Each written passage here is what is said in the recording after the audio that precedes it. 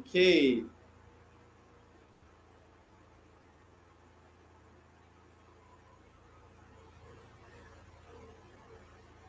Okay. 4-4-3. That's like football formation. All right. 11 out of 21 people have voted. So I guess the rest of us are still thinking deep. Hmm.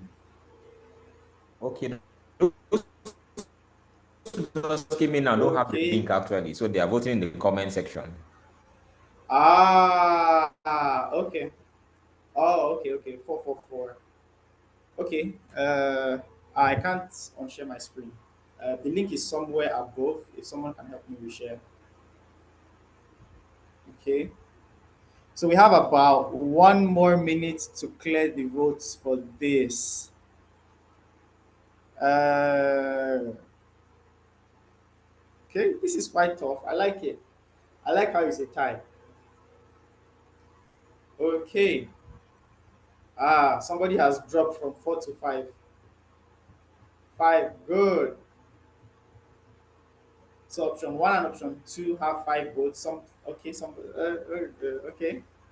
I like that there's some brainstorming going on somewhere. Okay, we have 35 people and we have okay. So our voting time has expired, but I'll leave for 20 more seconds for us to vote so that we can conclude and we can take a response. Okay. Hmm. All right. Sharp, sharp, sharp, sharp, sharp. Okay. Okay. So thank you everybody for voting. Thank you all for joining this session, and thank you all for casting your votes. But very quickly, can one person just probably unmute, tell us the option you chose, and tell us why you think it is not AI generated? If you can help me moderate this, somebody um, from the leadership team, so that just if you want to speak, just raise your hand. You will be asked to unmute, and you can speak. So just let me know which option you chose, why you think it's not AI generated, and then we'll pick up from there. I'll tell you the right answer. All right. So I think option one is not AI generated.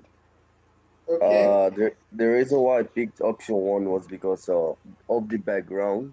So basically, Okay. option two and three, the background is like kind of blurry, and so I feel the odd one out is not like AI generated or something like that.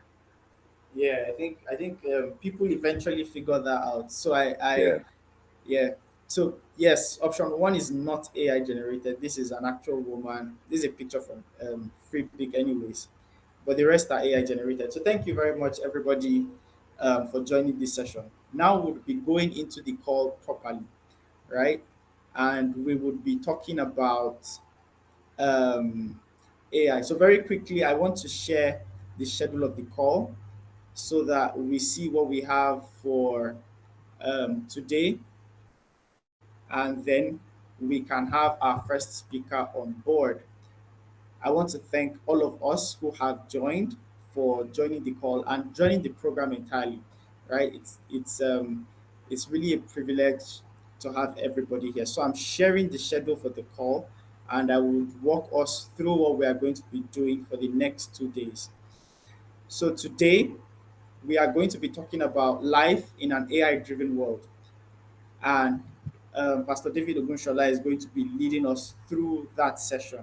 We are also going to be doing prompt engineering, a session which I will take, and then we are going to be looking at AI tools for everybody every day. So today, these are the three things we are going to do, and these are the three things we are going to focus on today. Tomorrow, we'll have a different agenda, and we'll have a new lineup of speakers who will walk us through. Without taking so much more time, I'd like to invite our first speaker, David Ogunshola, if he's ready. Are you there, Pastor David Ogunshola? I am ready. All I right, am thank you. here and I am ready. Good evening, good day, good morning, good afternoon, everybody. So can you guys see me? Can you hear me? Can you see my screen? Just let me know in the comment section if you can see my full screen or you are just seeing a small window. Let me know what you see. I can't see your comments. Good evening. Can you hear me, please? Can you give me feedback? Small Oh, window. yes, we can hear you. Is it full screen or small I think we window? can see it. It's a full screen. It's a full Tomorrow. screen. Aha. Okay, fantastic, fantastic, fantastic. All right, good evening, good morning, good afternoon. People are joining this call from different parts of the world: Canada, Tanzania, Australia, the UK, Maiduguri, Sokoto, Abuja, Lagos, Uyo, Port Harcourt, every part of the country. And it's really, really, really excited to see everyone here today. And first of all, let me just welcome you to this 2-day workshop. And it's going to be a marathon. Is it a marathon? Is that the right word? No, it's not a marathon. It's going to be a sprint. Like when I say sprint, like full packed journey, like a rocket propeller trying to find escape velocity out of the atmosphere of the Earth into space. And so just want to warn you and prepare you up front that you should be ready for putting fire hose in your mouth. A lot is going to be crammed into these 2 days. But just before we get started, I want to live in the age of artificial intelligence. And because the truth is this, guys, the life and the world as we know it has changed.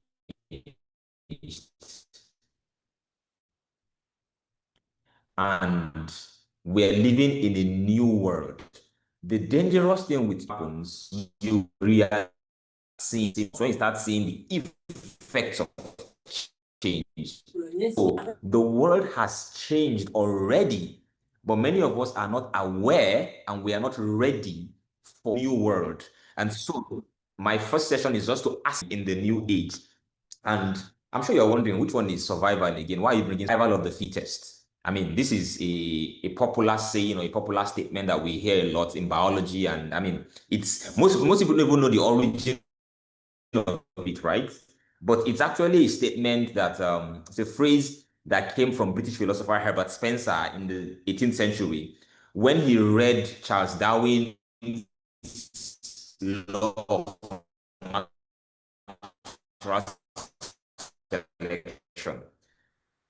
Basically saying that organisms, living things that are best suited for their environment or that are best prepared to adapt environment are the ones to survive. This, guys, is this organism that will not all dated but started out this sense journey. Okay, sorry, As Pastor David. evolution You are now you are breaking. survive, meaning some species go extinct, and so that idea of development. And you see, many times, right, the or what the term the yes, please. Yeah, you Oh, are really? breaking a bit. Yes, a Okay. bit. I need to be sure After that these like people have not entered my network now. Can you hear me better now? yes, it's clear Is this now. So, better? but yes, it's usually clear for like two sentences and then breaks for like two Uh, sentences.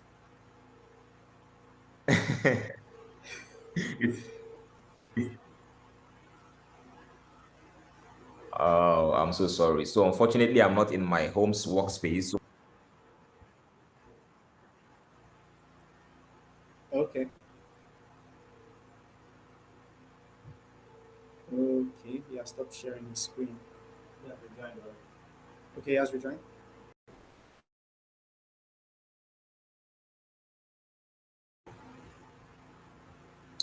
okay, sorry, I had to log out and come in. Any improvement now? Is this better?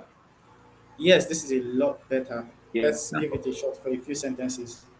So let's hope that it stays for a long time. Okay. So I'm just going to take that again, right?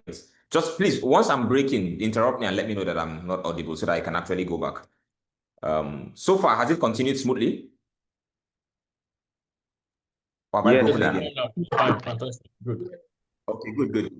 So I said that I was talking about survival of the fittest, and this is actually a phrase that comes from biology after Charles Darwin's the discovery of or his paper on the law of natural selection. The idea of this is that the the space for living things, meaning the human space, the global space, the biological space, is not designed for everybody to continue existing indefinitely. There are Okay, I think you are factors breaking that again. make it impossible for some organisms to continue their survival journey. Happens, the organisms best suited survival are the ones that remain. Okay, let me turn off my video. Maybe it's going to be better to conserve some. I'm on mobile network actually. I'm so sorry about this. Okay. Better now? Yes, much better. Let's give You it a guys try. Yes, yes, it's okay? better. It's better. Okay. Okay. So, but this is the point I'm trying to make. Change is a constant thing in nature, and change has consequences. You don't complain about change. Change, there's nothing you can do to stop the world from changing. But the thing is this, change has really never been the problem.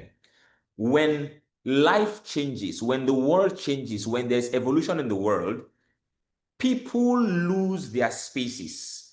Some organisms, some living things go extinct. The organisms that go extinct, the problem was not change. Usually, the problem is their ability or their inability to anticipate, spot, and respond fast to change. That's what takes us out. Let me bring it to our world today.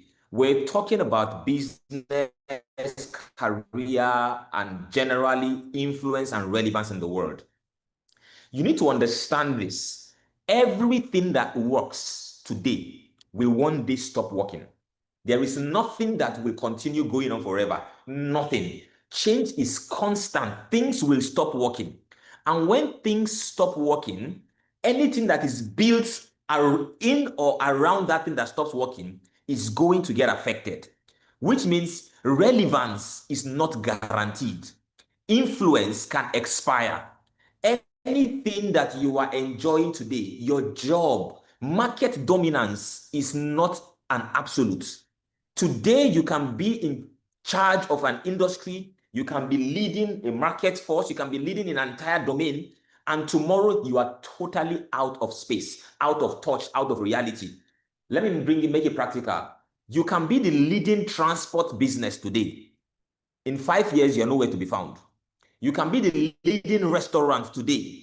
In 5 years, you can nowhere to be found. You can be the leading fashion person, pastor, education, school, whatever it is. The problem is not that the world changed. The problem is that you did not anticipate change and you did not prepare for it enough. That's why forces, powers fade. Knife that is sharp can stop being knife. And so that's why there's a saying, only the paranoid survive. Because there's a level when we talk about being paranoid, it's not about being afraid. It's basically being paranoid is not about being afraid. Sorry, I need to go back to my slide. It's not about being afraid. It's about not becoming too comfortable to feel that nothing can change. Please, I would love to be getting. Okay, let me open the comment section so I can be seeing feedback and be knowing that. Let me be looking at the comment section so that if I'm breaking, please just drop comments for me and let me know that I am audible. Okay. Let me confirm. I'm audible, right? Beautiful, beautiful. I don't want Very to. I don't want to go through and then you can't hear me. So, because relevance is not absolute, there's a level of. I'm trying to avoid using the word fear. That's why they call it paranoid. But you see, only the paranoid survive. Meaning, if you are too comfortable you will be taken out. It does not matter how influential you are today. It does not matter how successful what you are doing looks like. It may look like you have hacked the game. Today in your industry, you are the number one, the most innovative. That space and position is never guaranteed.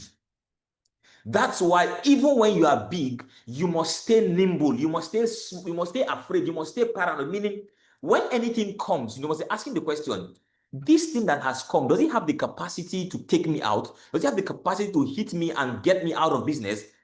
We've seen big companies totally disappear. That's why they say if you snooze, you lose. Just recently, I was looking at the list of airlines that have existed in Nigeria. Guys, I was scared. Airlines, big airlines have existed in this country that if you are below 20, you don't even know their name. You don't know that they existed. Yet there was a time that they were number one. I mean, I don't want to call names, but do you know that the name called Okada that we use for bike, Okada was an airline? It was the biggest. I mean, we've had things happen. If you will stay in front, if you will stay relevant, if you will stay influential, there is a level of understanding you must have that keeps you at a level of paranoia, of a level of fear and humility. And let me explain something to you, because this whole issue is not new. Change did not just start. Our world has always been changing, and we've seen transitions happen. There was an age and time when the world was governed by agriculture. And you see why this is important is this, guys. Nothing is new under the sun. What we are going through right now has been happening before now. This changed. The world is cyclical. Everything goes, everything comes. Everything goes, everything comes. What we call new is all things happening to new people. There was a time when the world was driven by agriculture. The only skill you needed in that age and time to survive was energy.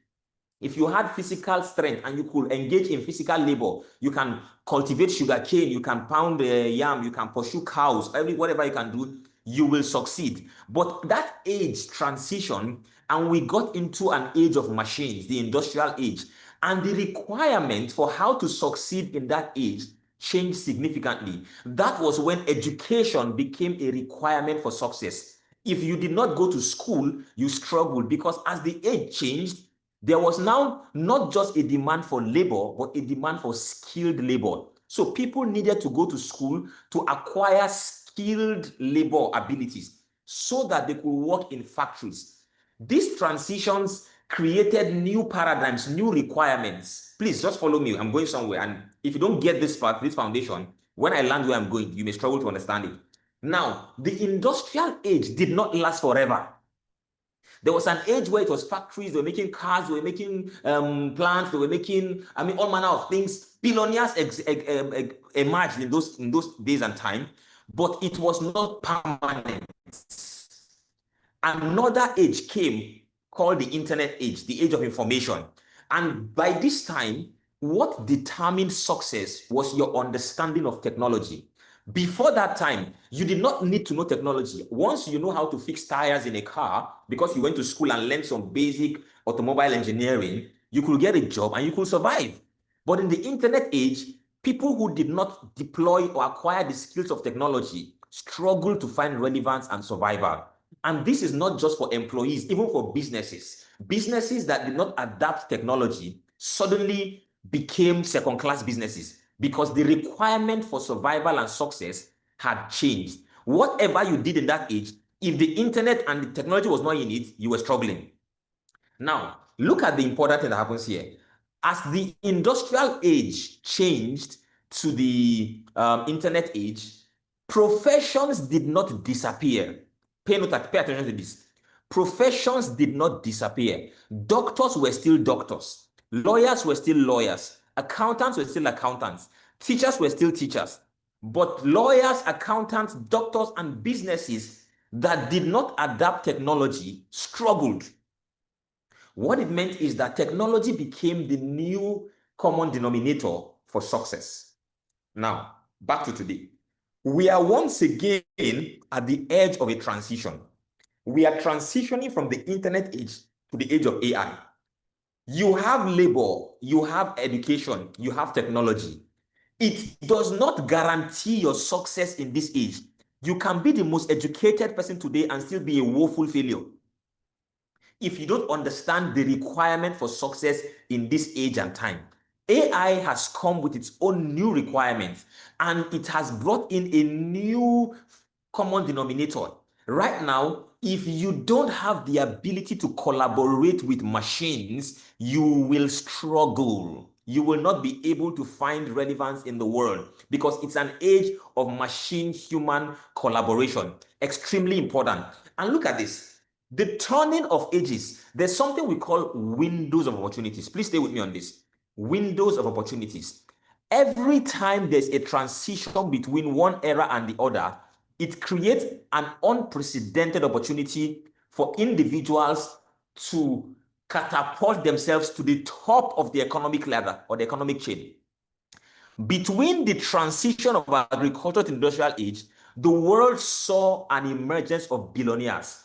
Billionaires like John D. Rockefeller, Henry Ford, Andrew Carnegie, all of these guys came in because of the industrial age. They were the industrialists of their time. As a matter of fact, all of these names I have mentioned today still have something called foundation. So you hear things like the Rockefeller Foundation, the Ford Foundation, the Carnegie Foundation. We are still spending the money those guys made in the age of industries. They made so much wealth that up to today, they are still dashing out their money. The families cannot finish spending the money. The next time that we saw the world experience a surge of billionaires was with the coming of the internet age.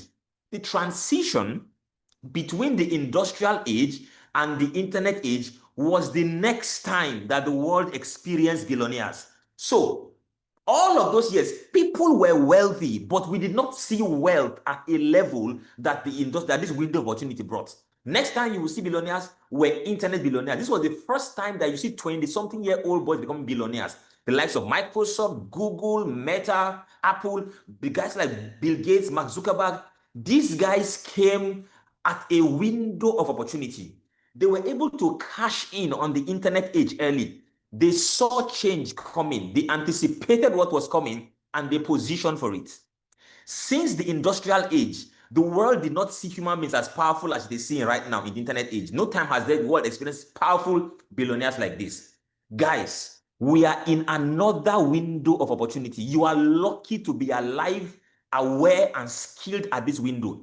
People who are going to be born in 10, 15 years' time will miss out on this window. They are going to come and play catch up in a world that has moved on because this window is going to create another opportunity for individuals, no-name boys and girls, to catapult themselves into relevance like never seen before. AI will not just replace professions. It's not going to eliminate teachers, doctors, bankers, lawyers. What it is doing, guys, is this. It is creating a new requirement for entry, for function, and for dominance in those spaces. Meaning, you can be a lawyer, but if you're not a lawyer who has learned how to collaborate with machines, you will be a third class or fourth class lawyer. Does not matter how brilliant you are. If you are a doctor and your entire basis for competition in the market is your natural skills, you will struggle. That's the first thing it's going to do. It's changing requirement for success. But secondly, the AI age is going to produce a next wave of millionaires and billionaires that will make the internet age billionaires look like babies.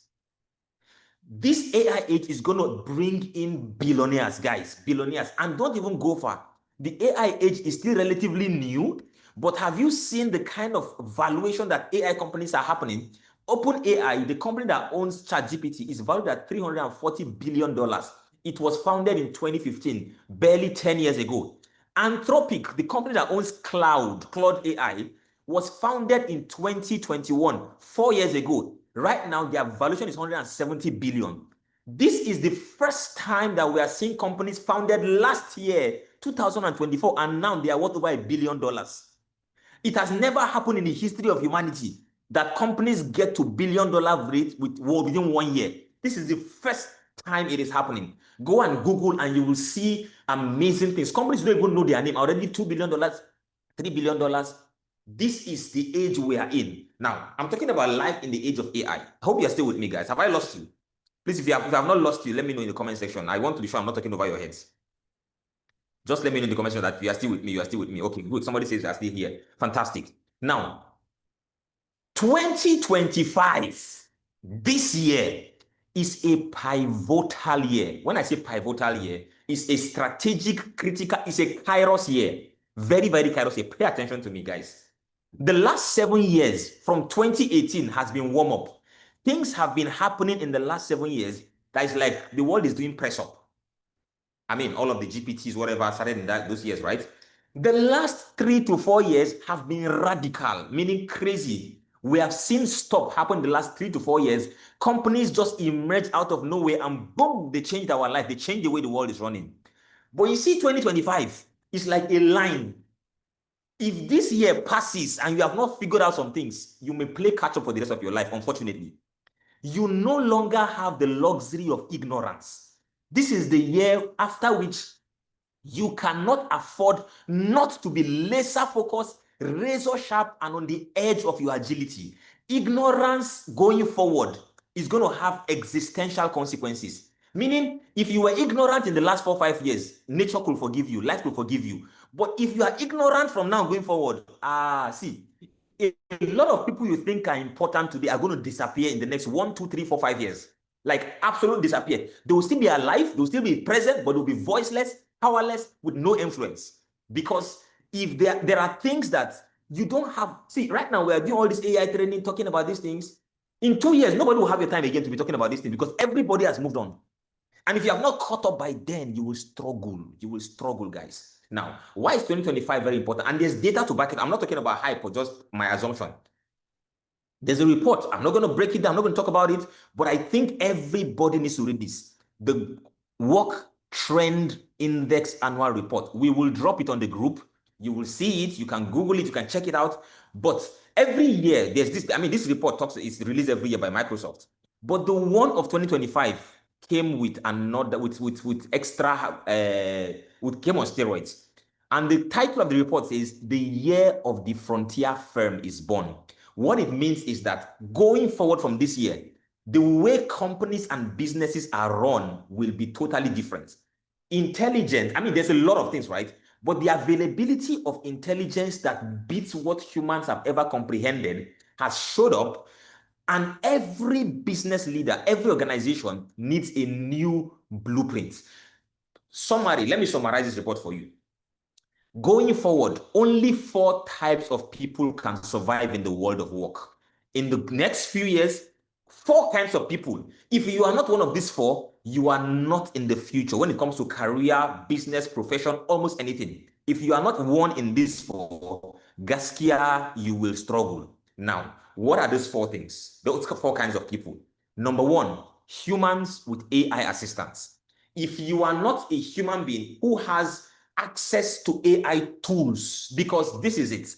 Your natural intelligence is no longer sufficient to make you competitive in the world today. Super intelligence available to everybody on demand.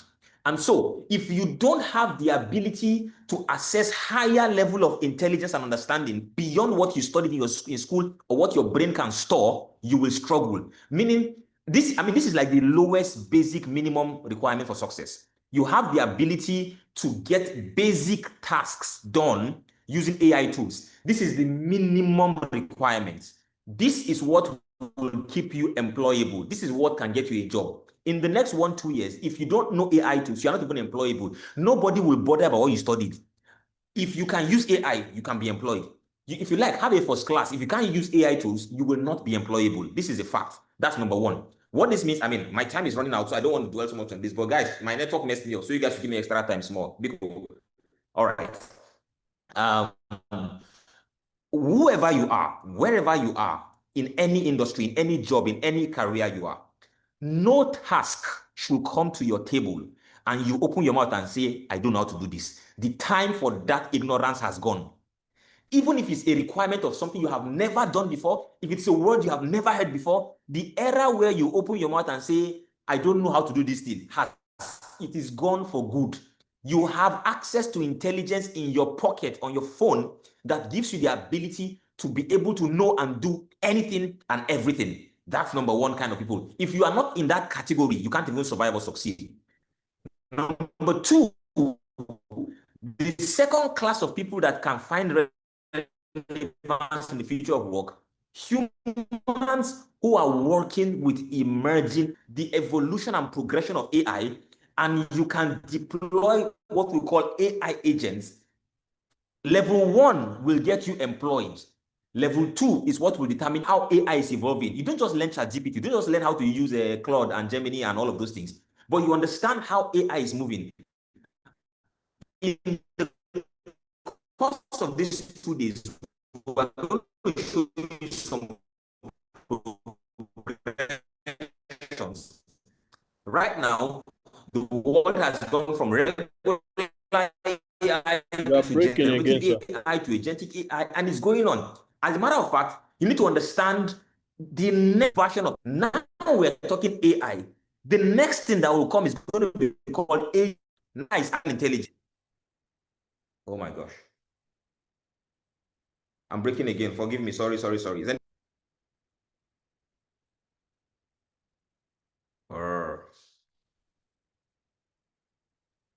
Oh, this village people should not come to they should not come to my meeting. So let me go. All right. So is number 2 better? Can I talk? Can I try Yes, you can again? talk. You can talk. You can talk. Yes, please. Can you hear me? Back. Hello. Okay, good. So, someone says, can you open for the other speakers too, so that we can keep to our time? The second set of people who will find survival or who will emerge above those in level 1 are those who understand the evolution of AI and don't get stuck with one version of AI, but they understand where AI is going. Because right now, AI has moved. If you took AI training 1 year ago and you have not updated your knowledge about AI, I can tell you you are already out of date. If ChatGPT is the only AI that you know how to use, the world has started leaving you behind already. There's something called agentic AI. That's where we are today. There's going to be another level of AI coming, physical AI. And then there's going to be an entire evolution, something called AGI.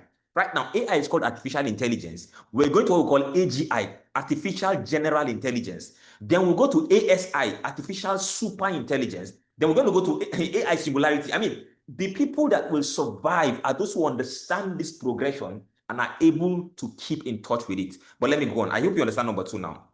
Good. In these 2 days of this workshop, we're going to endeavor to give you level 1 and level 2. By the end of tomorrow, you should be able to play between level 1 and level 2. But there is a level 3. Level 3 are people called agent bosses.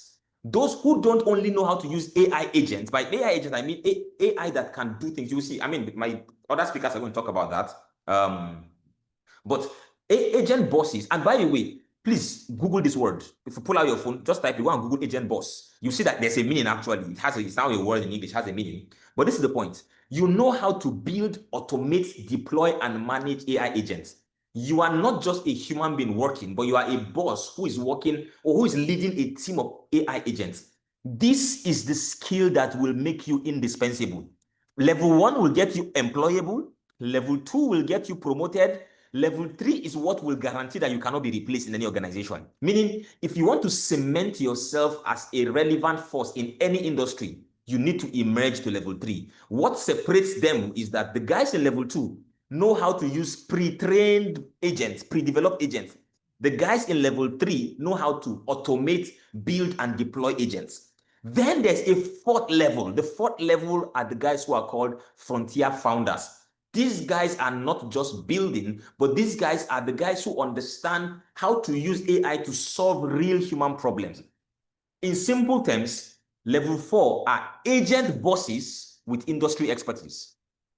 You have level 3 and you understand healthcare, education, transportation, biotechnology, whatever it is. You have industry expertise and you have the skill of agent bossing. You can build and automate, meaning what it means is this. You can see a problem in the world. You understand the problem deeply enough.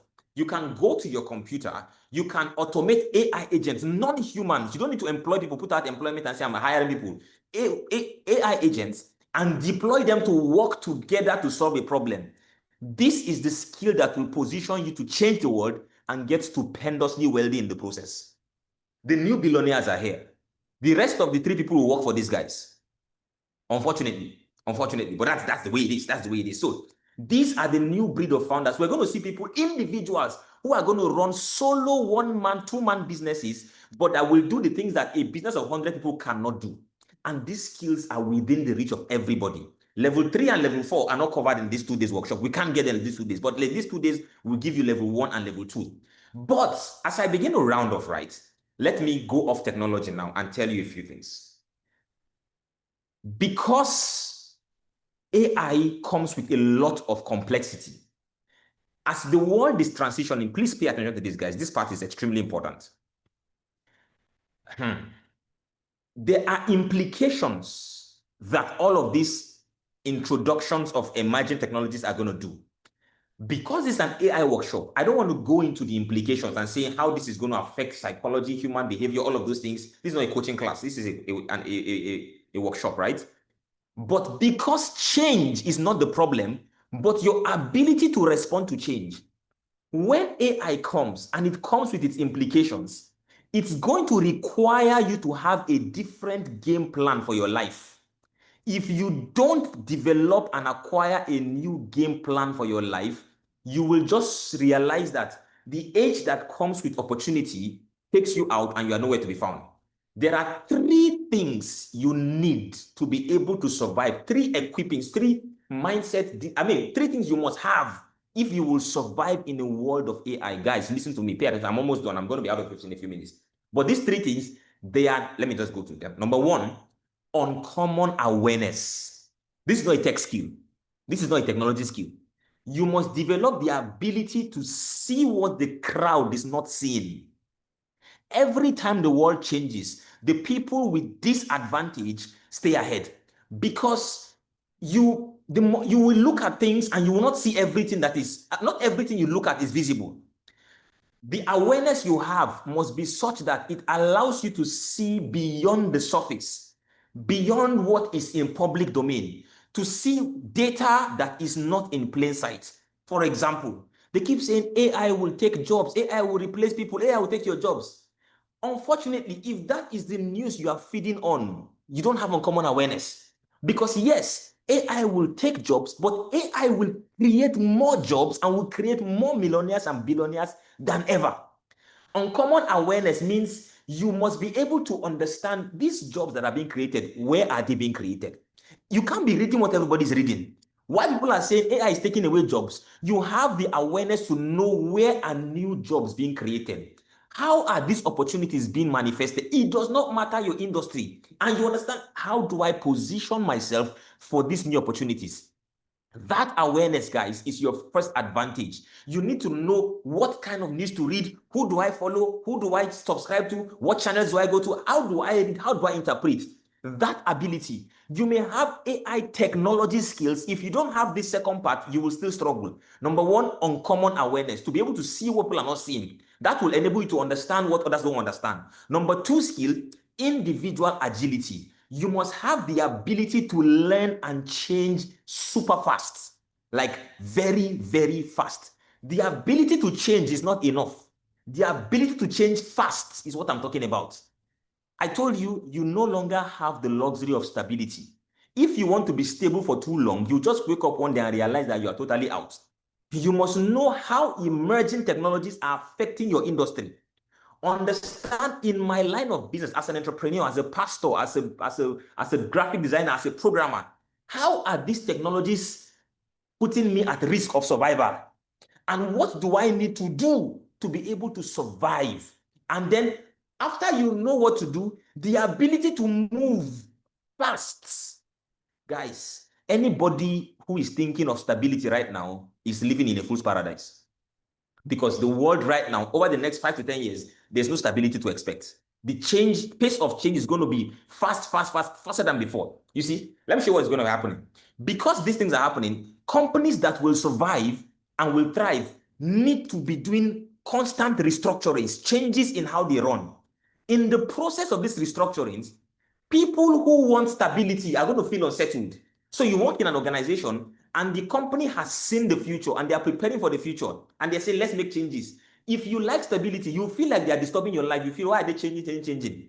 But you see, nobody who is unflexible will survive. If you lead an organization, this is the season when you start responding and trying to be agile, people will begin to leave your organization because they'll feel that you are becoming too unfocused or too unstable. It's the one of the things happening. And I'm talking about individual agility. Now, there's something called organizational agility. For companies to be able to survive change, a different set of skills they need. I'm not talking about that today. Today, we're talking about the individual. For those who lead companies, maybe one day, this is not the WhatsApp group for that conversation. We'll have that talk in that place. But see, anybody who is not willing to be flexible with their skills and their game plan, what I mean game plan, you're not changing your goals, but you are changing your navigation, how to get there. Anybody who is not willing to be flexible with that cannot survive on your team. If you lead an organization, get comfortable losing people who want to be stable. Now, this is for CEOs and business people in the room, leaders. Anybody who likes stability will not be able to stay on your team. Don't feel bad when they leave. Survival is more important than association. There's no need, I mean, of what use is somebody to you when you are dead? So if you need to survive, this is the season for individuals. Let me leave organizations now. Individuals, you need to reassess your network strategically. You need to start flowing with people who understand the times and the seasons. Anybody who thinks that, well, this is how we're doing things, this is how we're doing things, this is how things are done, and they're not willing to change, you need to disconnect from them very, very fast. You need to have men of Ishaka on your boat. Men of Ishaka, men who understand the times, understand seasons, know where the world is going. Some relationships have served you well up to this time, but now you must start asking, who do I need? Who do I hang out with in this season of my life? Make sure you are in company of people who are sailing on turbulent waters, not those who are looking for stability. Because guys, the next few years in the age of AI, apart from acquiring the skill, because even what you learn today, unfortunately, the skills you learn today, in another 1 year, they may be getting obsolete. So there's that constant agility of being adaptable, being changing very, very fast. And then last of the three things that are important, deep work, mastery of focus, and having authority and superiority over distraction.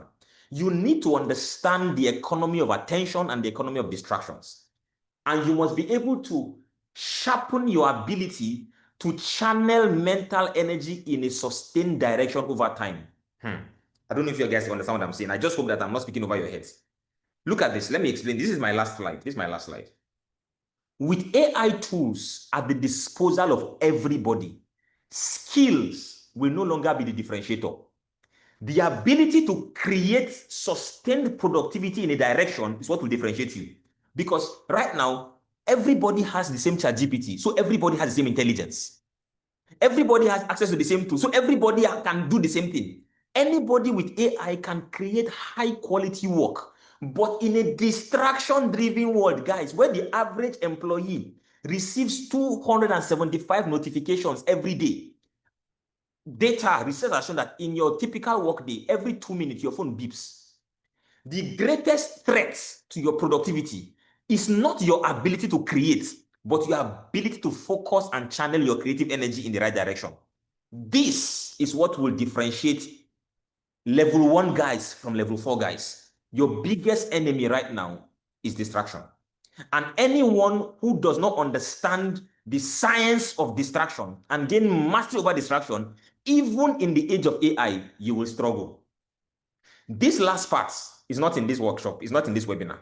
This last part is what we talk about. I mean, we have a more intensive class, right? We have what they call our Agent Boss Academy. We have an AI Mastery Academy. It's a 6-week training. In that particular training, for those who come in for an intensive 6 weeks, we talk about this. We go beyond AI and talk about attention science, distraction science, all of those things, ability to focus. But you see, when you are able to combine AI skills with the ability to focus, you just unlocked the capacity to become the new 1%, to play at the top of the pyramid. I'm sure that before the end of this class, my guys are going to tell you more about the 6-week program. But if you know that you need more than just AI skills, because see, you have AI, what have you created? The ability to see a problem, sit down, focus, create. That is what will mark the changers of the future. That's what's going to mark the guys who are going to lead the future. Before the end of these 2 days, I promise you, you'll understand the first 2 parts. But add these 3. Remember that these skills you are learning today, if you don't add the last 3 parts I talked about, even with the skills, competition is going to be your problem. And with that, I think I need to stop here, because if I keep talking now, this is I've entered another science entirely, so that we don't stay out of AI. You came here for AI, right? So let's give you AI. Right now, my guys are going to take over from here, and they're going to be giving you hands-on practical skills and tools that you need. But I hope that you are actually ready, not just for this 2 days masterclass, but for the new age and time. I know there are some young people here. Some of you are in this on this call. You are probably teenagers. You are in your maybe 15, 16, 17. See, guys, this is a time and a season of unprecedented opportunity. Your age does not matter anymore. Your skill, your when I mean by skill, the industry, what you studied, that you studied marketing, you studied psychology, you studied botany, that is totally useless right now. With the right tools and the right frame of mind, you can play in the new 1% of the world.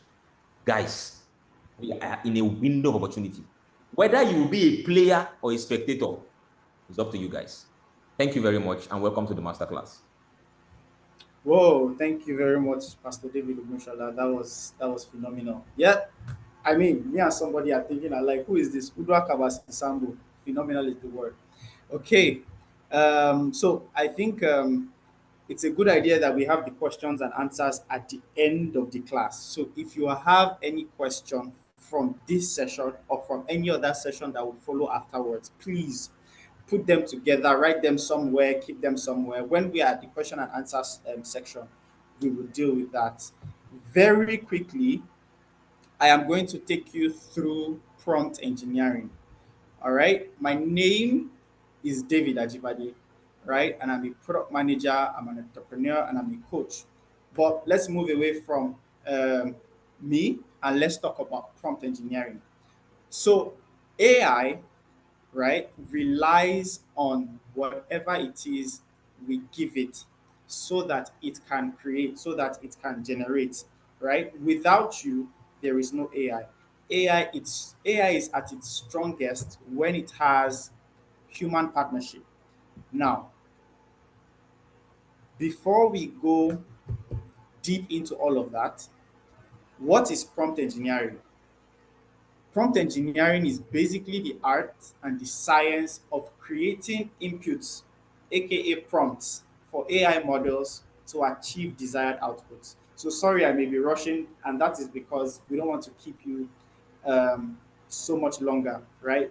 But basically, what this means is every time we give an instruction to an AI model or an artificial intelligence machine, we have given it a prompt. So, for example, the screen you are looking at is a ChatGPT screen. What is the prompt in that screen? I want to know more on leadership. That sentence in that box is the prompt because whatever it is that we put in that box, immediately we click the word go, right? The AI model will work with whatever it is that we have given it. And I think that is as simple for anybody to understand, right? Problem solved. Open your AI tool, give it a prompt, and it will do what it needs to do. Well, no, that is not problem solved. You see, the thing is, the result we get on our end, right, determined by how well we give the prompt, right? So every prompt we give is a determinant of the kind of result we get. I know in our minds, every time we approach an AI machine, so every time you open your chat GPT, for example, and you write something, there is something you expect. But many times, what you expect is not what you get. There are people using AI intelligently, and there are people using AI foolishly. Now, the truth of the matter is almost everybody is using AI. And at some point, everybody will use AI. But the thing is, some people will use it better than others because they understand a prompt. A prompt is the basic framework upon which we use AI, regardless of what AI tool it is you are using, regardless of it doesn't really matter what tool you are using, it really doesn't matter what you are trying to do. If you do not know how to prompt, you are already on the losing side. Now, this became particularly interesting for me at the tail end of 2023 when I discovered that AI prompting is a full-time job. So what you do casually, the things you write casually on ChatGPT, on Claude, on Microsoft AI, on Meta AI, is somebody's full-time job. Somebody is being paid to write those things out so that people can get the best results. So this is not something that you do with a closed mind, right? And there are formulas for how to do this, and we are going to be teaching you some of these formulas today. Now, the most simple formula for an AI prompt is role or context, task, format, constraints, and tone. Role, context, task, format, constraint, and tone. Now, I would walk you through all of this as fast as I can. First, let's talk about context. So, what is context? If you are going to ask AI to do something for you, the first thing you want to give it is context. I need a lesson plan on leadership is a vague prompt because it lacks context. I need a lesson plan on leadership for members of my church is different from I need a lesson plan on leadership. For my church workers meeting now has context, right? So context determines the kind of results that you get. And context is important because AI needs to understand AI has a depth of knowledge, right? But contexts rather allows it to pick from what part of its knowledge depth to give to you. Okay, so the better the context, the better the results like you are likely to get. Does that make sense? Just to make sure everybody is hearing me, please, you can leave something in the chat box, an emoji, leave a response, just to make sure that you are hearing me. Very good. So the first is context. The next thing, right, is assignment or task or whatever. After you have given it context, now context refers to the frame in which you are asking it that question. I need a lesson plan for leadership for my children in my class. I am dealing with a law case. I need you to act as a lawyer on my behalf. All of that is context. Now, in this part, you are asking it what you want it to do, right? And I've come to realize that okay, so there's a joke we used to have. I think it is in the office. So they say you talk to AI like you are talking to a 4-year-old child. If you have children that have maybe reached 4 years old, or once had children you have to explain everything in detail. I want you to go to my room and I want you to check my brown shoe and I want you to bring my black socks. That level of specificity with regarding the assignment you want it to do, right, is required so that what you get as a result is not vague. So you need to speak to it like you are speaking to a real person. You cannot just go into it and dump something and expect a result. And we used some examples at the last AI class, and I want to share them with you. So look at prompt A, right? So this was something a pastor shared. So I want a sermon on love. And the second prompt is I'm a youth pastor. I'm a pastor of a youth church in Nigeria, and I want a sermon on love. We are in our relationship week, and I need something to just teach them love. So, of course, this prompt is not all that great in itself, right? But it has the first two things we have talked about. It has context and it has task, right? So the first thing, or you need to make sure that somewhere in your prompt there is context. And this is not just for prompting using text. If you are going to generate an image, if you are going to do anything, generate a video, whatever it is that you are trying to achieve, you need to make sure that your prompt has context and your prompt has a task, a very clear and very specific task. Now, as you can almost guess, the results the person had, right, from these two prompts were different. So this is the sermon on love, the greatest commandment. So of course, it talked about the love of God and all of that and all of that, right? So I'm going to leave it for a minute so that we can see what that sermon looked like. Okay, if you've seen it, share a thumbs up or something so that I know that we can see it. So just take a mental note of what the sermon looks like, the frame of the sermon. Very good. Now, I want to show you what the results from the second prompt look like. Now, don't forget, these are the two prompts. I want a sermon on love, and I'm a youth pastor, and all of that, and all of that. Now, this is what the second sermon looked like.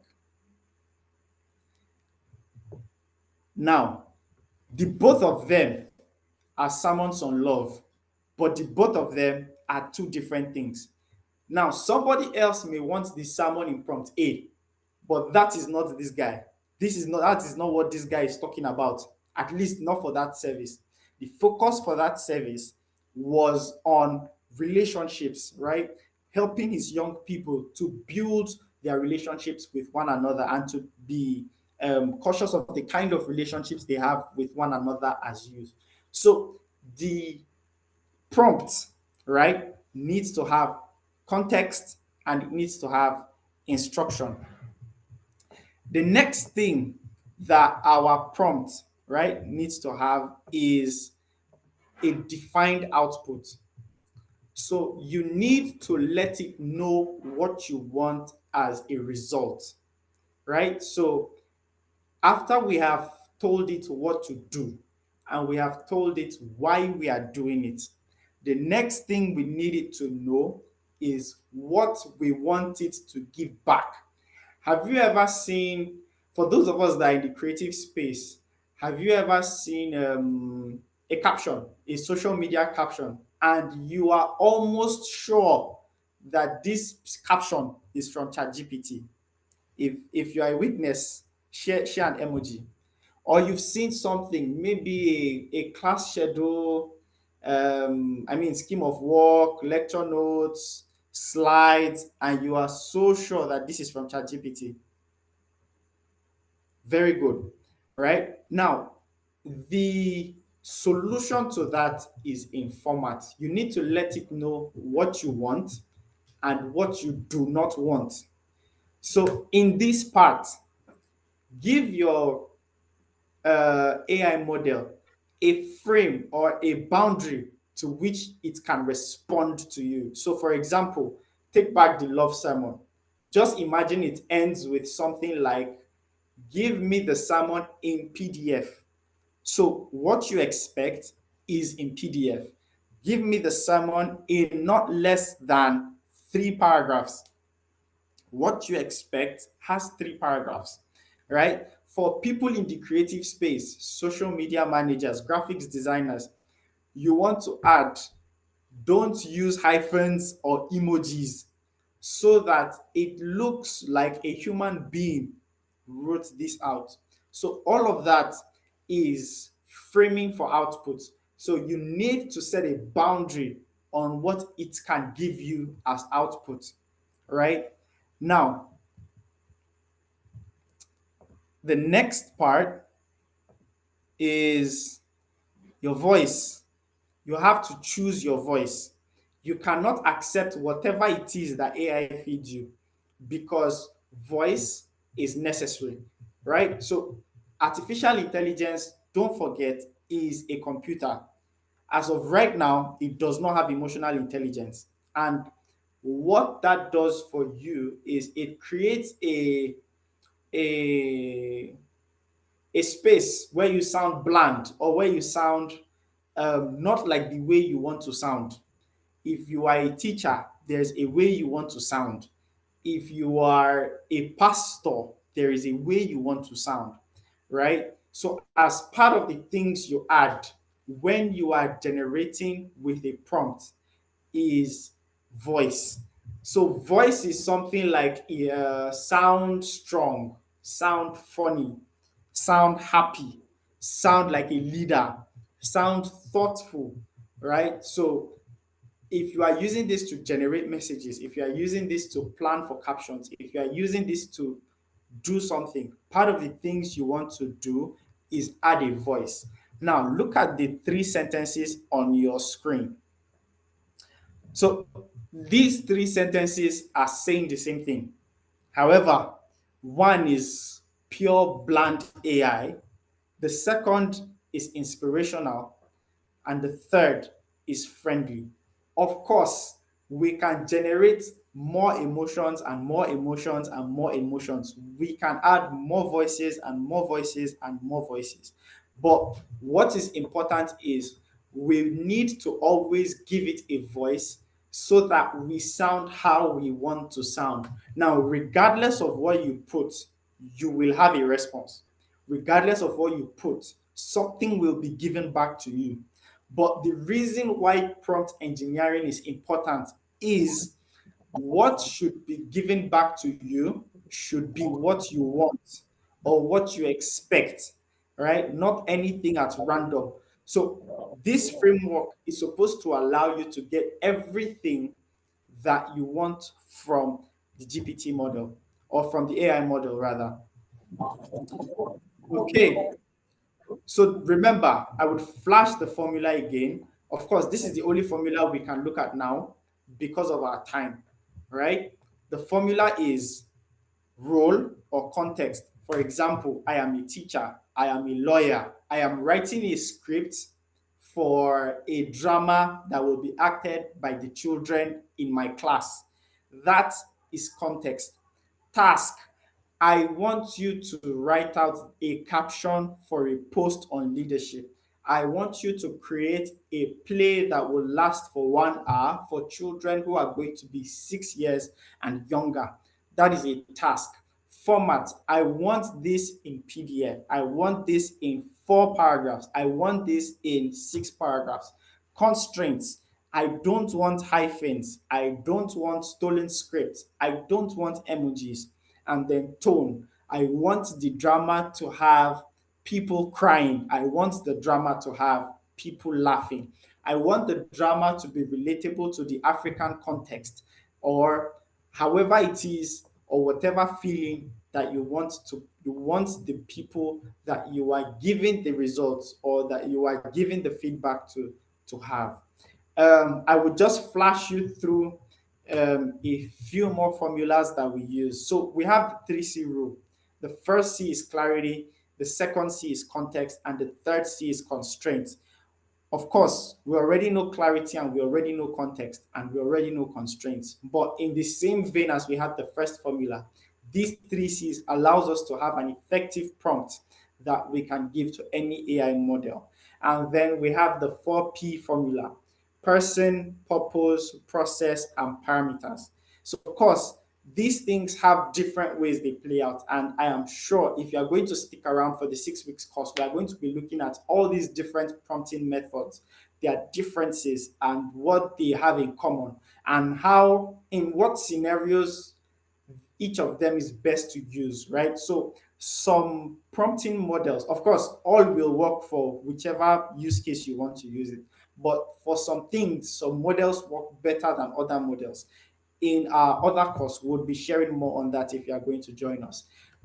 Today, we still have a lot of other things we are going to be looking at. But as you are using your AI models, try this out. So start with a bad prompt, right? See what it gives you and reframe your prompt and then give it back. In fact, for me, what I even add sometimes is after it has finished giving me the prompt, I will ask it back, look at these results that you have given me, rate it by yourself, and then give me a response over 100.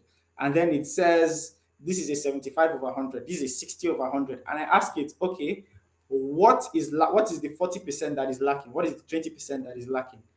And then after here, it has stated the 20%. I ask it to give me back the same results with the 20% added. So don't just carelessly walk into an AI model and type anything that comes to your mind. The difference between people using AI intelligently and people using AI not so intelligently is the fact that so many people say AI is here to make us lazy. No, it has just created a new kind of work or a new way to work. And that is why we need to be calm. We need to stop and think about the prompt we want to give before we generate a new prompt. So thank you very much. Like I said, if you have any questions from this session as well, please do well to add it to the list of questions you already have from the first session. And at the end of the class overall, we are going to look at all the questions and then we are going to answer all of them at the same time. So we are going to be looking at some AI tools for everybody and everyday life. So before we do that in the next 2 minutes, I think I saw a speaker here at some point. Mr. Banji, are you around? Yes, Okay. good evening, everyone. I'm Okay, around very everything. good. Okay, so let's have 1 minute to share. So if you are online, if you're still here, share something you have learned in the chat box in the next 1 minute. And once it's 8:14, Mr. Banji, you can come up. Okay, it's 8:14 already. Once it's 8:15, you can come up and then you can start. So let us know one sentence that you have picked already. Let us know one thing you have learned already, something you will do differently from what I and Pastor David have shared so far. Okay, so we have some responses already. Context is king. Absolutely. AI is collaboration with machines. Obokodom said prompt engineering. Okay. Always give the AI a voice. Everybody has a voice, and you want to make sure whatever you have sounds like you or reflects the person you are. Uzoma says, talk to AI like a 4-year-old child. I believe Uzoma Chinelo has a 4-year-old child. Okay, use AI intelligently. That's Eloho Ijomoni. Sorry. Johanna said, okay. Johanna said, I learned prompt formula. Okay, I learned the prompt formula. Very good. Okay, so keep keep dropping keep dropping your nuggets as we invite Mr. Banji to take the stage. So let me apologize beforehand. This class is going to extend a little. So please bear with us as we go. So Mr. Banji, the screen is All right, good yours. evening, good evening, everybody. Is Sorry, my slide on? Can everybody confirm if you can see my screen? I cannot see it yet. It seems like something is loading, but I'm yet to see it. Not yet. Oh, Can you okay. stop I sharing? think Can you stop sharing and reshare?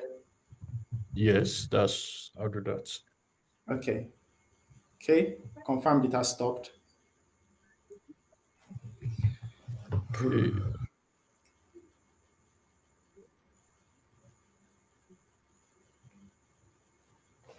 Okay. While we wait for the slide to come on, let me still go back to the nuggets. So change is inevitable. Set a boundary in whatever you feed AI. Okay, so I think the slide is coming up now. We can see a very, very tiny line. I don't think that is your entire slide. It's like a ruler, so to say. I can see your cursor when it gets to a point, but then after that, it's very small, like very, very tiny.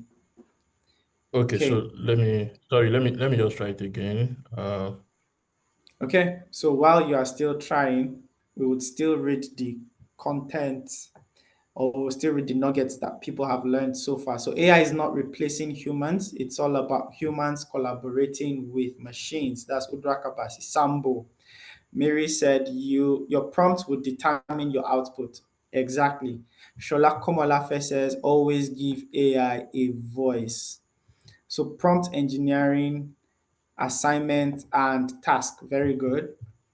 That's okay. Please do well to rename yourself because I think people are being kicked out so that we make sure that you are not removed with the people who are here illegally. Okay, but please, if you are using a brand name, maybe Techno, maybe iPhone, or HP in this case, please do rename yourself to the name you used to register for the class so that our backend people can identify you and not kick you out. So a good AI prompt must be carefully crafted to get the best result. Very, very true and very, very good. So the AI age is still fresh and there are still windows of opportunities. Very good. Always give AI a voice. We've read that already. Oluni B. John says, don't just accept what it feeds you with. Very good. Or else it will feed you rubbish. Only the paranoid survive. Oladapo Aziz, thank you very much. Comfort Ayo says, context determine the kind of results you get. Exactly. Okay. Just knowing about the prompt formula. I mean, right? So, congratulations. At least okay, a detailed prompt gives the best result. Very good, teacher goodness. Thank you so much. Mr. Anthony says one must have, oops, sorry. Okay, now you are sharing your entire screen. We are on your WhatsApp. Oh, Okay. okay. Okay, but it's gone now though. It's gone.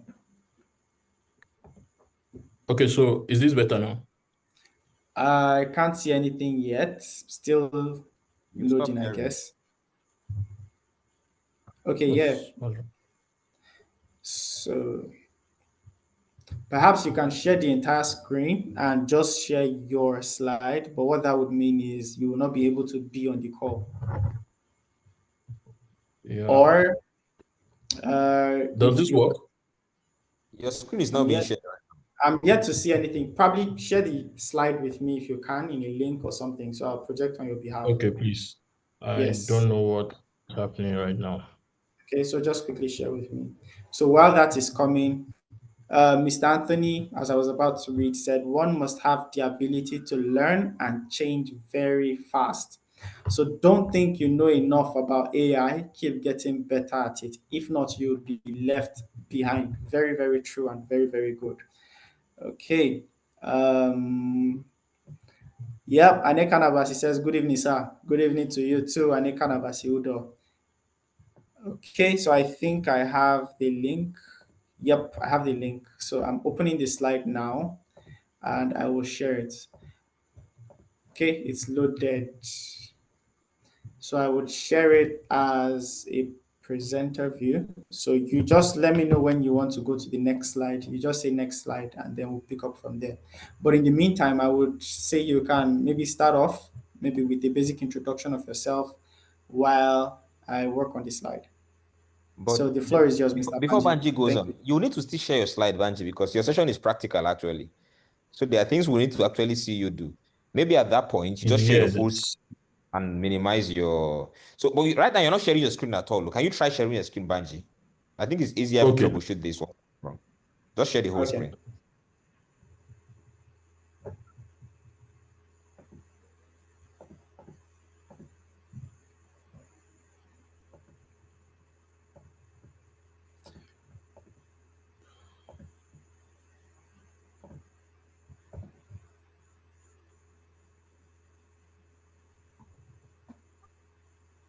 Okay, but I think I have this slide. Maybe we'll still try that out when he's about to speak. So at Okay. least for David, now. you can start. David, share the slide. Let's start actually. Let him get Okay. started. All right. All right. All right. Chrome tab. Share. Okay, Mr. Banji, the floor is yours. Okay. All right. I can't see. Oh, okay. Yeah, good evening, everybody, and sorry about that whole technical glitch. I don't know what happened actually, but it's fine. Okay, David, are you sharing the slide now? Okay, so my name is Banji, and it's good to have everyone on the call, and I hope I'm audible. Thank you again for joining. So this is AI for everyone. Um, Maybe one of the mistakes I made was to have employed an agent to help me with the slide while I focus on the presentation. But we'll get there. So sorry about that technical glitch. Today we'll be speaking briefly on artificial intelligence, the tools for everyone and everyday life, right? We have all seen while we're doing the post, I saw a lot of comments from people. Some people said they've used ChatGPT, they've used Gemini, lots of tools that everybody is using every day. But then what separates people from people, just as well explained or rightly explained by the last presentation, David, and where he talked about it is garbage in, garbage out. How you prompt determines what you get. So meaning we all can be using the same ChatGPT, but we may also not be getting the same kind of responses because we are not both asking the right questions. Sometimes it is when you ask the right questions that you get the right answers. So you may be curious, but you may be curious about the wrong things, right? And all of that. So and that is good that we had that short conversation about prompting and how to prompt AI tools or AI itself, right? So we want to just quickly see how AI is influencing everything that we are doing and how this tech buzzword, right, how it's becoming a part of our everyday life. Jokingly, some days ago, we're discussing and I made mention of the fact that if this thing, if today somebody suddenly say AI is no longer in existence, there's going to be a lot of problem, right? Personally for me, because um, against against the normal. People say, AI makes people lazy. It's a lie. AI makes your work more faster. It makes you get things done faster, more efficiently, and better, right? So for everyday people here, teachers, pastors, entrepreneurs, business leader, or even if you're a student, right? AI is for everybody and it's something that we use every day. So at the end of this session, what we just quickly want to look at is how do you use this AI to save time? Number one, how do you use it to improve your creativity? And how do you use it to stay ahead, right? Of ahead. So David, you can go to the next slide now. The truth is, no matter how good your your no matter how intelligent you are naturally, right? Your natural intelligence is is good and is something that has been as that you've used as a tool over the years, just like Mr. David has rightly said at the opening, that see, the truth is the amount of information or the amount of data or the amount of database that artificial intelligence could access in a couple of minutes or seconds, right, is not something you can connect with, even if you study for the rest of your life. The kind of books or the kind of resources that ChatGPT, for example, will run through before it gives you a prompt or a response, rather, right? It's not something you can sit down to study. If you have to study it, sometimes 2 years, you'll still be trying to do all of those things. So in our age and time, right, natural intelligence is not enough to survive. That's the key word here. So you are very brilliant, you are intelligent. It's not just enough. You need to also be able to access vast amount of data to also be able to make more intelligent decisions. And that is where the collaboration between natural intelligence and artificial intelligence comes to play. So natural intelligence simply means what are you using these tools to do as a person or as an individual or as an organization? What are you doing? What are we doing with this thing, right? But then it is not what are we doing is because we have an idea of what we want to do in the first place, right? So people use ChatGPT for the wrong reasons. People use it for the right reasons. But whatever it is that you are doing with it, right, there's a convergence between your natural human intelligence and that which has voracious or a variety of data to process from. And the convergence of both is where you now have what we call the tools. So how do you communicate your natural intelligence and get the one from artificial intelligence? There is an intermediary. So AI has evolved to this point, right? I think many of us here, one of our earliest conversations or interactions with AI, which I think most of us don't even know, is when chatbots came out, right? And you go on a website and you start chatting an AI, right, on a chat box, and AI is responding, or somebody is responding, and at some point you discover that this person is not getting what I'm saying, right? And somebody now takes over. Most of us have been doing that until ChatGPT came that gave us the access, right? Or this knowledge that, see, you with your own natural language can communicate with this thing and you can get feedback. So it has also evolved and it keeps evolving, keeps evolving. So artificial intelligence is, just think of it like computer brains, right? That can learn and think like humans, and it's shaping the future of work and learning, right? It's no longer futuristic. It is no longer what will happen in the future.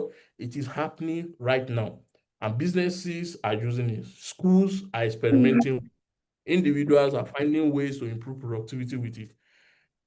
And the good thing is, it makes us faster, it makes us more efficient, and it makes us more smarter, right? And already in use in our daily lives. And the difference between those who thrive and those who will struggle tomorrow will be the knowledge of AI today. And we can't overflow that, right? So AI is shaping the future of work and learning, already in use in our everyday life. And there are certain myths I want us to demystify before we go straight into the types of AI that we have, right? AI, some people believe that AI is a single thing and it's just robots, right? Some people believe AI is too complicated and expensive for everyone to use. So if you ever find yourself, or you've thought, or you had this notion, right, in your mind before, just want to clear some of those doubts right now, right? AI is only for tech experts. No, it's not.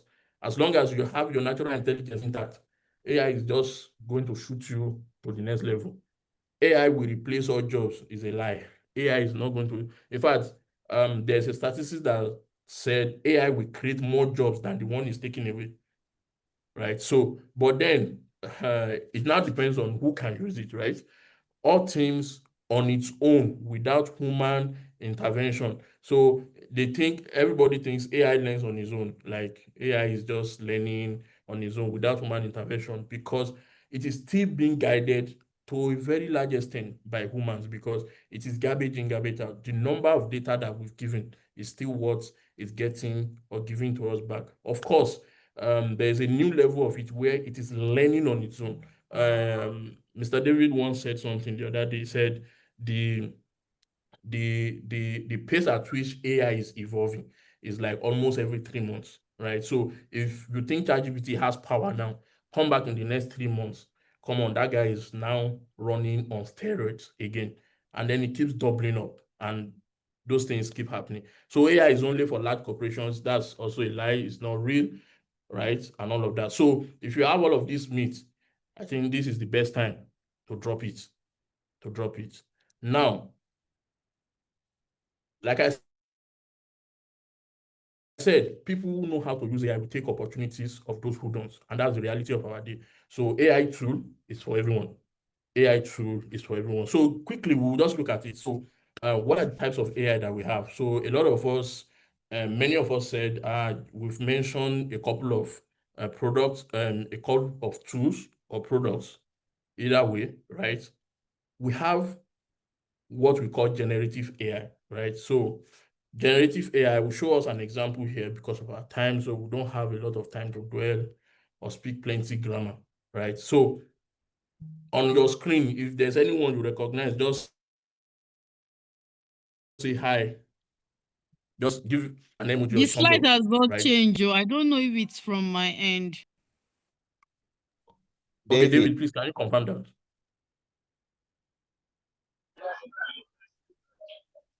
Yes, it was before, but it has just changed now.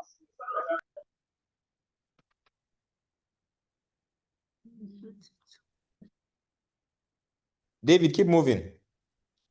ChatGPT, Gemini, DeepSeek, Cloud, Bing AI, right? Those are generative AIs. David, are you there now? Yes, I am. Yes, I am. Please go on. Sorry about that.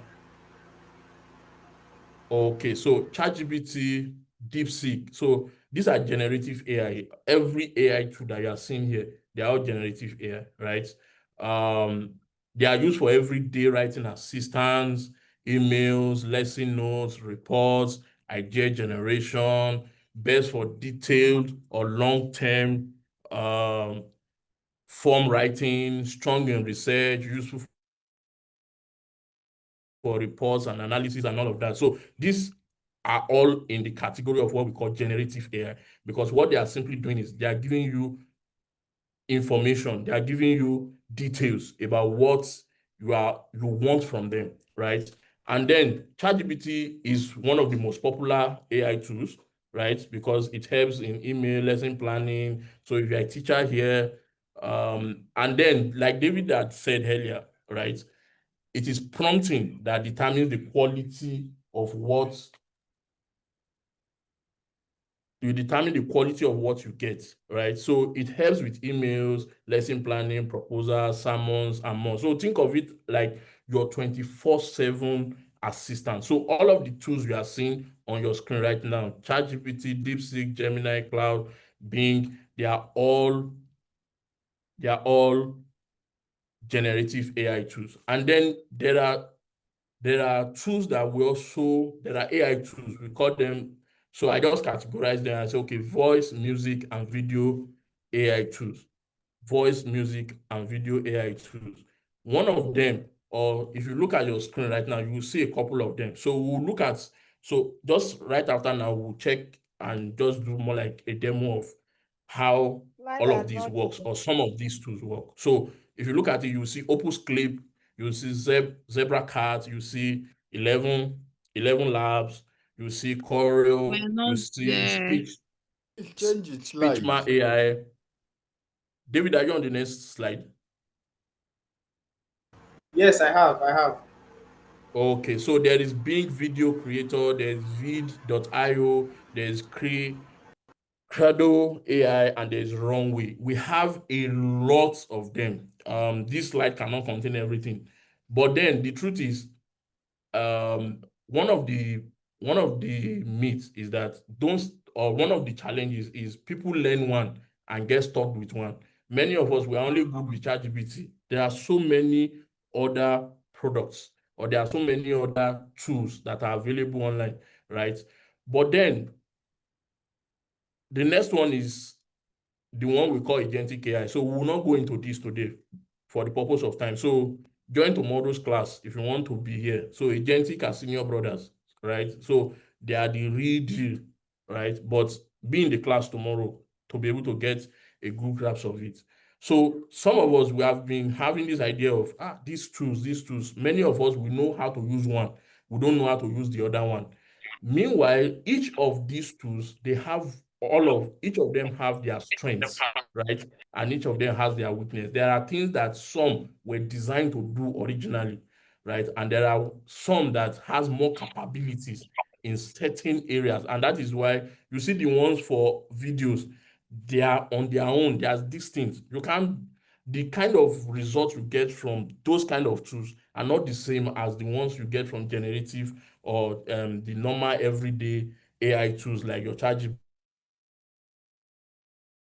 right? Because those tools are designed for specific things, right? Or specific tasks. So what is the right tool? The truth is there's no single perfect AI tool. Each one has its strengths and limitations, and you need to understand that. So think about it. Think about what you need to do: writing, image creation, searching, whatever it is, and try out few different tools to see which one fits best for you. So sometimes when you are doing a task or when you have a task to do, right? Explore one or two, right? And then you probably find the one that best fits. But in most cases, like I always tell people, in most cases, right, sometimes a combination of two or more is needed for optimal output or result, depending on what you want, right? So I think today what I want us to do is, some of us know how to use ChatGPT, but how does ChatGPT and other AI tools work collaboratively together to get a desired result? So we talked about, so the conversation around agentic boss or agentic AI is that you have other agents working for you. You have other AIs working for you, right? And then you're able to control them. So what if AI A brings this, AI B brings this, and then you connect the two together, and then you're able to quickly move on tasks, right? And on the things that you need to do. Now, how do these smart tools, right, understand what you want? David had already touched on this. They find patterns and connections, just like how you learn from experience, right? These AIs learn by reading tons of text and looking at millions of pictures, right? When you ask a question, they use what they've learned, right, to give you the best answer. And it's like they've read the entire internet and can remember it all, which is the edge they have over your natural intelligence. So, yes, let's explore some of these tools, which is what we'll do right away. Let's explore some of these tools. I want us to quickly do something. So, David, please, I'll share my entire screen now. And Okay, that's fine, sir. I've stopped sharing mine. Just let me know when yours is up. Okay, your screen is up, and Oh, yes, we can see your screen, your and your entire slide screen. now came. Oh. Okay, okay.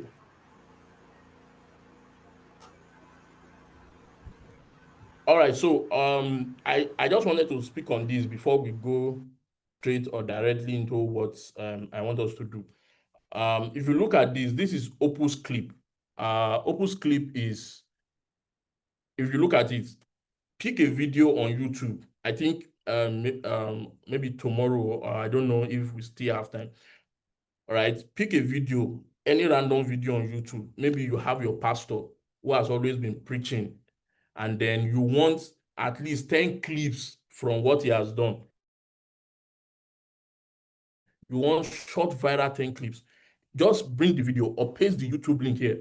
This AI has the ability to listen to the video, look at the ones that could go viral and connect them together. And then can you see one long video, 10 viral clips, create 10 times faster. Meaning you can put a long video here and it can give you short summaries or short clips, 1 minute, 30 seconds. How many of us know some of those pastors' clip here, right? That goes viral on the internet, right? Many of us don't know most of these pastors until we started seeing many of those short clips. This is an AI tool that can help you get all of those things done. So you put a video here and then it's a blast. It's a blast. But that's not where we are going. So yes, I want us to try out two things right now. So this is cloud AI. This is cloud AI. So I want cloud AI. So I have a connection with education. So permit me if this thing is what you. So I want to create a video. So schools are resuming in September, right? And then because schools are resuming in September, I want to do more like a video clip, right? That I can use as a sponsored ad just to market a particular school. So for the purpose of this demo, the name of the school is Zion Hill School, right? And then look at my prompts. I hope, can everybody read this? So my prompt says, write a short, inspiring video script, 1 or 2 minutes for a promotional school video. The setting is a private primary school in Lagos. I hope we are all following the prompt. Now, the setting is a primary school in Lagos, Nigeria, called Zion Hill School.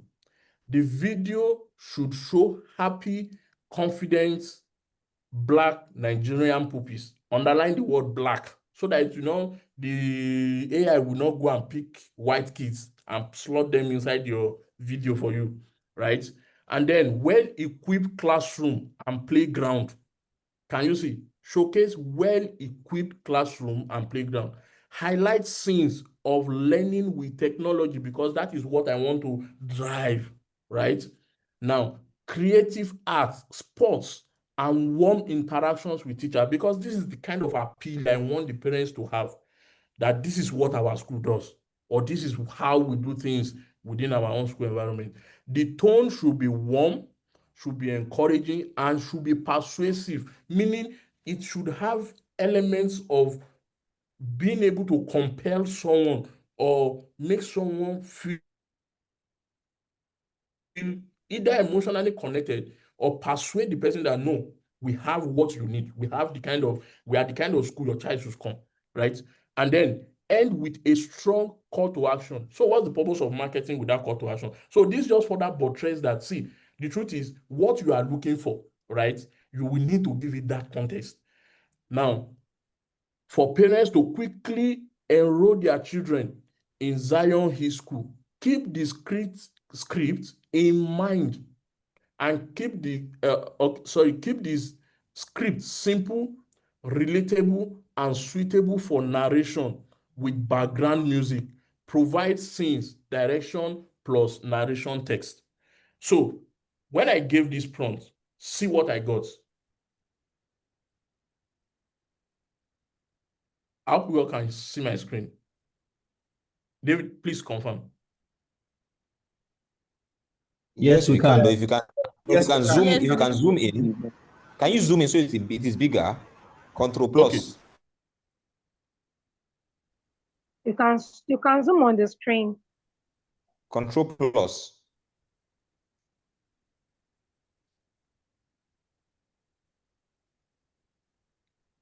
Or if it's okay, it's a MacBook is Command plus. I think Okay, fine. individuals too. From your Zoom screen, you can, if you are using a phone, you can pinch and zoom. Is it We better can now? zoom from our end. Yes, Yeah, you can zoom Banji, from your good. end. Banji, you are doing it right. Yes. Okay. All right. So if you look at this script, look at what the script looks like. Scene 1. So this is generative AI now. So I'm using, I really did not use ChatGPT because I believe all of you are familiar, most people here are familiar with it. So let's use something that is not even ChatGPT. Yes, if you take this same prompt to ChatGPT, of course, you will get almost similar response, right? Now, Zion Hill School promotion video. Look at it. Scene 1, opening, school exterior. You can see visual, wide shot of modern Zion Hill School building with beautiful landscaping. Nigeria flag waves gently. Children in crisp uniform walking through the gates with bright smile. Every child deserves the foundation. So see the narration. So even what the voiceover will look like is the prompt is already here.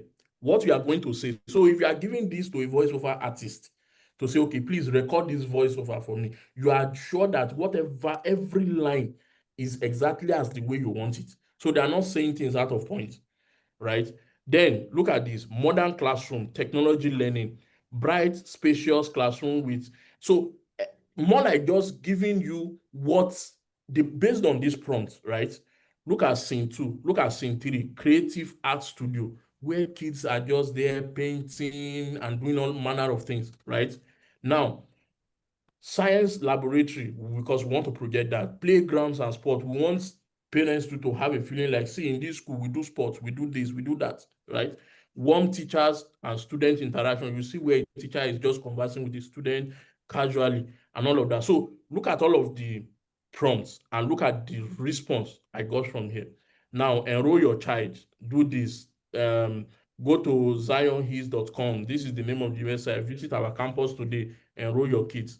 Now, look at the production notes. It said uplifting contemporary African influenced instrumental, right? 90 to 120 seconds, energetic but rush, da. If you look at all of these. Now, this same production prompt, right? Especially this music, you can also go to use this to create an instrumental. There's also an AI to create instrumental, right? There's also an AI for that. Now, so the next place we'll go to is, I want us to try. So what I did, I brought this same prompt, right? I brought that same prompt to what I call chat Bing AI. So there is what we call Bing AI. So Bing AI is also another a crazy tool, especially for video generation. So I brought that same prompt here. So you can see the prompt here. I don't know, is this okay? Let me increase the screen size again so that we all can see this. Okay, So just does go it on. make sense? And just go on. Go on. Okay. Yeah, we can Okay. see it. Just go on. Okay, so the same prompt, I dumped the prompt here. So because I'm using a free version, it's giving me this video in 5 seconds. So all I needed to do was, okay, reprompt it. And if you look at these videos, look at video 1 here. So let me take it back. You can see the kids outside.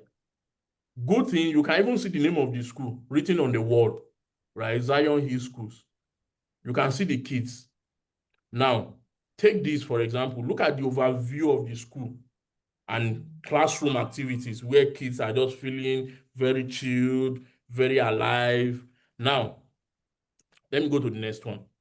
Look at kids kind of doing some sporting activities, look at computer labs, look at all of these things. Based on what I've given it, and if you notice, you see that there's no white kid here, right? Because based on the prompt, that is what I get. Now look at this.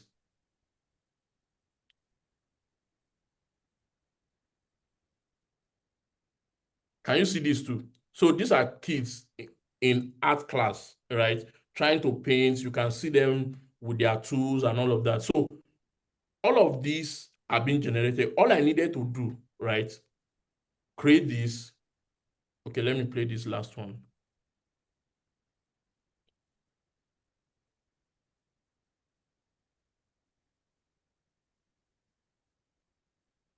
Okay, you can see kids going to sports field. You can see a teacher with a kid. So all I needed to do is just click on all of these and download them. You can see a download button here, right? You can download all of these. Now, if you have a tool like CapCut, right? All you needed to do was just upload all of these, put the contents together, right? And then if you don't want to use a voiceover artist, you don't have money to pay a voiceover artist, you just needed the audio. What do you need to do? Come here. So there is another tool here. It's called what's the name again? Credio, right? So this is Credio AI. So you can see voiceovers, you can see notes here, and then you'll be able to download and listen to it. So you can see different voices, different people, right, from different countries. Let me see if I can play one so that you'll be able to see it. Let me play a Nigerian sound. Ignite your creativity with Credo AI, creating high-quality multilingual AI videos in just minutes. Okay, so what this does too for you is that you can create both audio and video, right, from this particular tool. And then where's this other one? Yes. So now we now have our prompt here, the narration that we want on the video. Now we've generated video. Now we want to generate the audio. So we want to do like a voiceover for the audio itself. Here is a tool called 11 Labs. So if just take note of all of these tools so that you are also able to go explore some of these things yourself, right? Sign up. You can sign up with Google and all of that, right? So look at my prompt here. I say, okay, Zion Hill School, every child deserves. So this is what I want the thing to narrate. Now, let me change this to, let me play this. Zion Hill Schools. Every child deserves a foundation that builds dreams into reality. At Zion Hill Schools, we don't just educate, we inspire. In our state-of-the-art classrooms, your child discovers the joy of learning through cutting-edge technology, preparing them for tomorrow's world. We nurture every talent, every gift, every spark of creativity that makes your child uniquely extraordinary. Curiosity becomes knowledge. Questions become discoveries. At Zion Hills, we cultivate the next generation of innovators. Strong minds grow in strong bodies. Here, friendships bloom, and character is built through play, teamwork, and healthy competition. This is where confidence grows. This is where dreams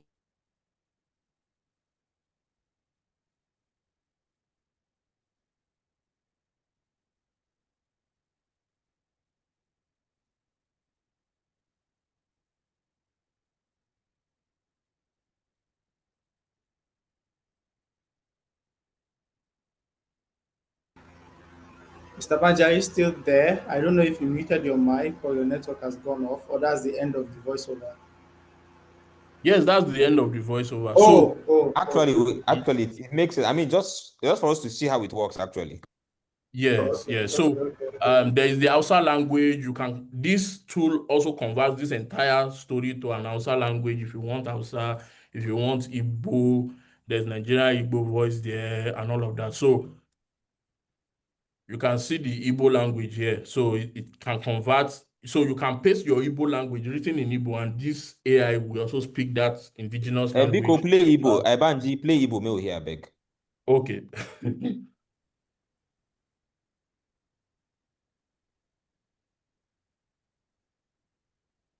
Na lauge oldoria, ebe igwe na enwugwa na ohia na kowa, inzuzo nuzo ikuku siaga, piara utu draga na haya bu zephyros, obugi ude kuputa kwaraye nilioku. Ma obuye di ume ala nobi, mara mami henweri anyadika papandoje. Abukana buna nunu na zuikembeo naga.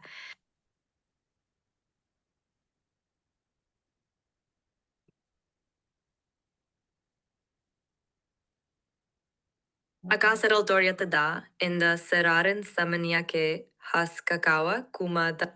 Okay, so yes, like we said earlier, right?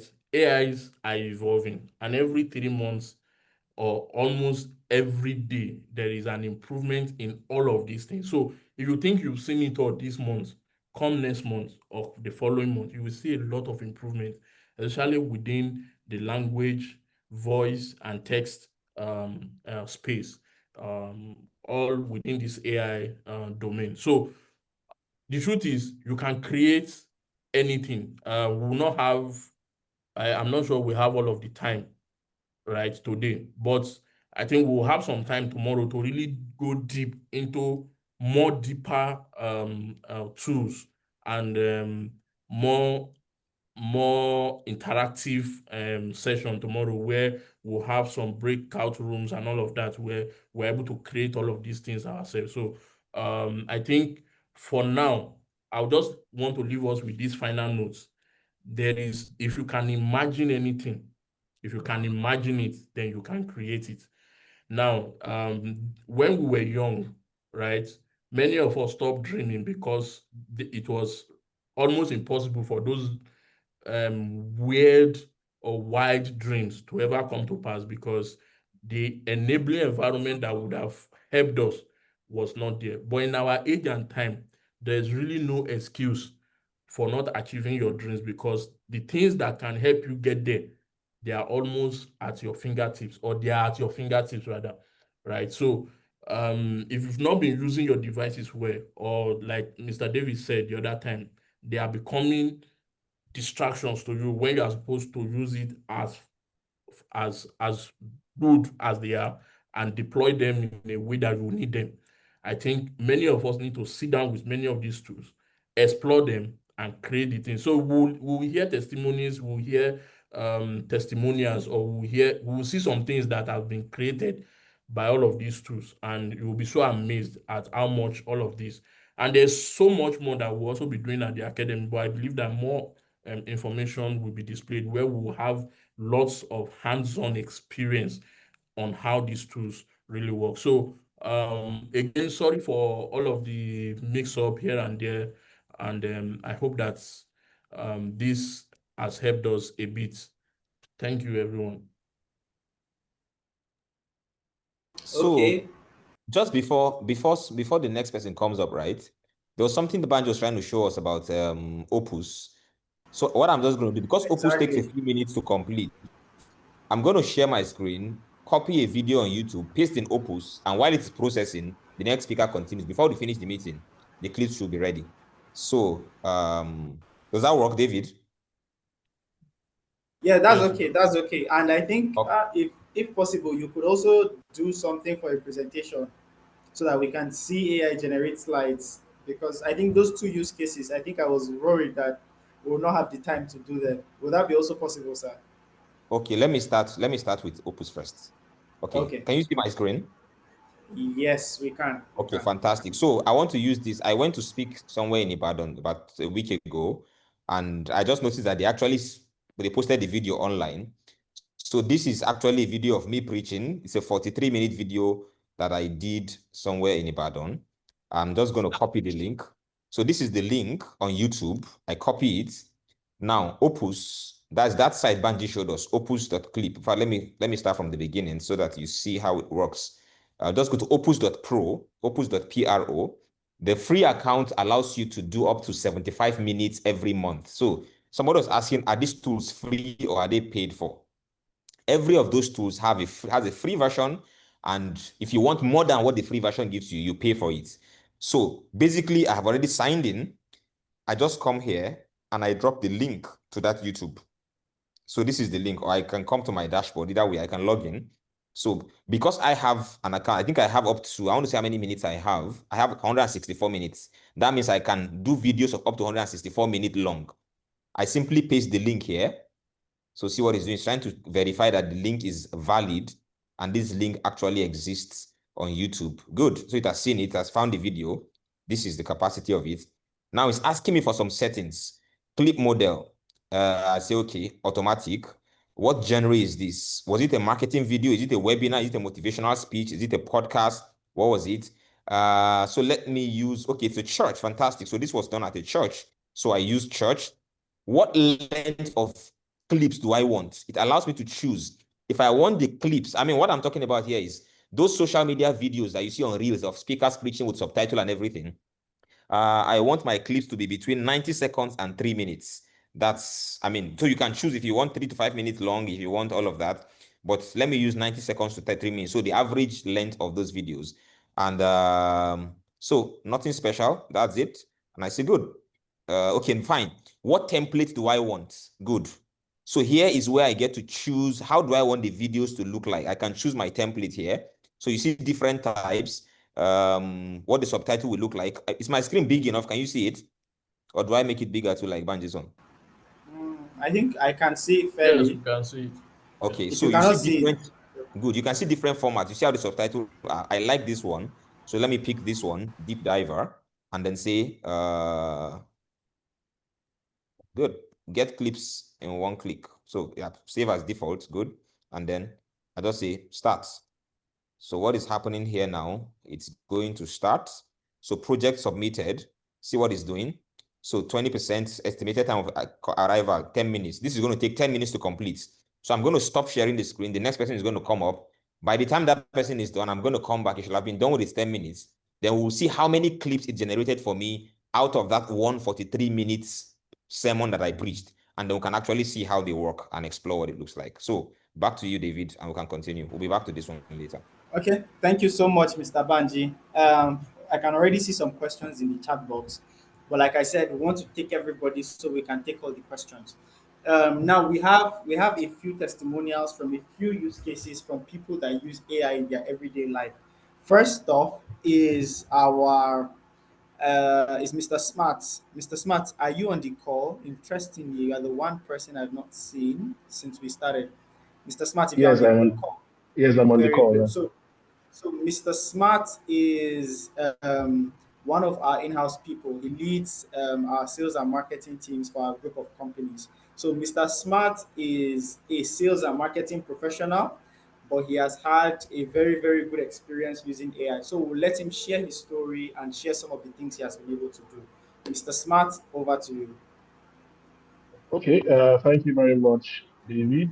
It's been a wonderful, wonderful time here. Okay, I'm trying to share my screen. Can you see my screen? It is still loading. What we can see now is a blank space, but it seems like something is trying to come up. It will come. Just give it a Okay. minute. Yes, it's Can up. you see We, the have, we screen can now? see your ChatGPT screen. All right. Recently, I'll just cut to the chase because we are behind time. Recently, we decided to do a campaign, and if you see my prompts, so basically we're trying to do a campaign. The campaign is called Spark. We're trying to see how we can bring coding to public schools. And now we're not waiting for the government. We're trying to see how private individuals, HNIs, corporate bodies can actually do that for us. So we came up with a campaign and all that, all that. I was talking to, I said, okay, I came to ChatGPT and I said, can we talk? And we spoke and all. And we were talking before, and I said, okay, see the prompts. Okay, let me use this template right now to solve some real life problems. You can see my screen. I have a company, it's early founders, blah, blah, blah, blah, blah. With the Spark campaign and all that, our books and all. Now, if you see where they talk about the prompt, they say, act as a guru in sales campaign and stuff like this for the past 20 years. You can see my screen.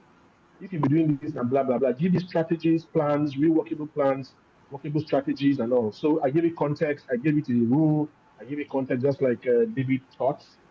And this is what he said. Okay, give me a campaign strategy on what to do on all whatever we did, we discussed on it.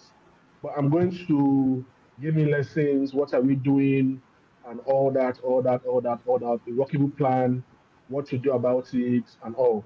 Now, I now said, okay, I want a world-class strategy. He gave me that, the big idea, what we do, how to position the flagship campaign, what's it going to look like.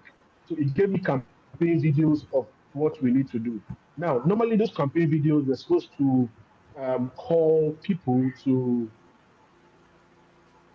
do them, to shoot. You have to get cinematographers, directors, actors, plenty, plenty, plenty, plenty. And all that's going to take about 3 to 4 million naira if you want to do a very good job, if you actually do good videos. But since we're working on a very shoestring budget, we said, okay, what do we do? And we just said, oh, well, we have AI, so let's try it and see what it does. So it actually gave us a campaign video, gave us what to do and all that. And I asked it to give me a plot, right? So it told me 90 seconds, all that, gave me a plot, which I now took the plot he gave to me. I took that same plot. You can see a letter to my future self. You can see this other one, code switching. You can see the hand that writes nothing. These are different campaign video. Letter to my future self. Now, this one is a letter to my future self. You can see the plot. You can see the voiceover.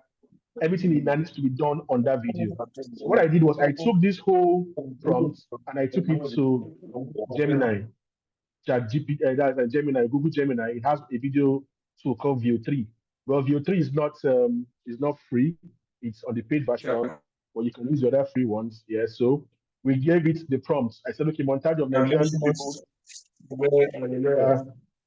Nigerian protocol and all that. So we gave it this prompt and it gave us a video like this, right? Now, these videos don't have voices. They don't have voices. So after giving us all the videos, all the plenty videos we wanted to get, you can see all here, which had different videos generated for us.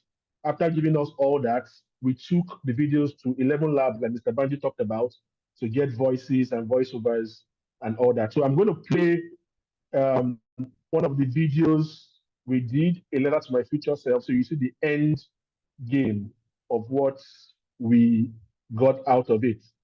So let me play it. So we had different videos like this.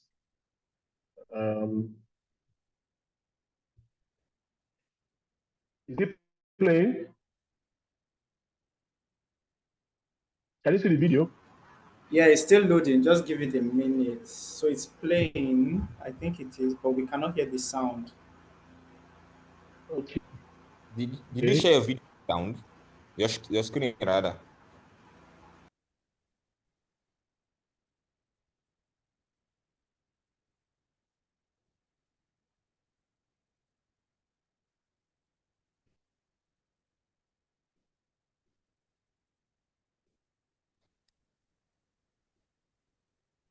So we can see play, but we can't hear the sound. Okay, David, can you all give us volume? Does what? So If you let play, me if you play the one I sent you, can you give us audio? Okay, so let me try to play one of them from my end. Okay. So give me a minute. I can stop sharing. Okay. Anyways, I've attached one of them as a link, but let me see if I can share mine. I'm David, share sharing your now. screen with sound. Turn on the sound sharing when you are sharing your screen, please. Okay.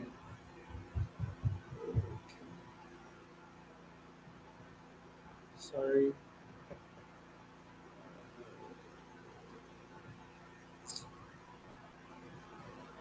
Okay, can you see my screen?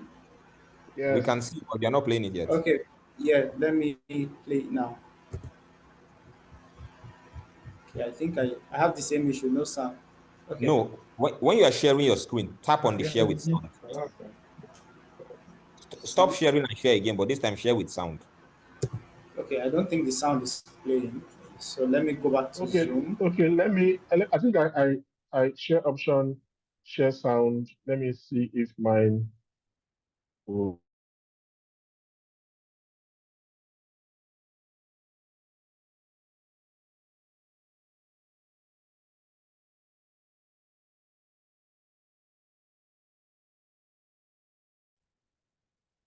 I hear the sound. We can hear the sound, yes, but the video seems to be lagging. Oh, it's me that is sharing.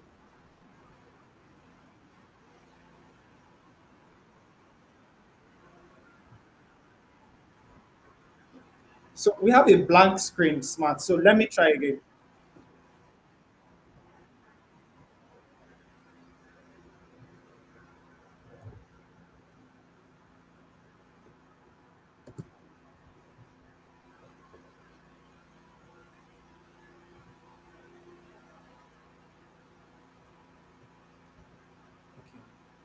David, are you sharing? So yeah, I'm sharing my screen now.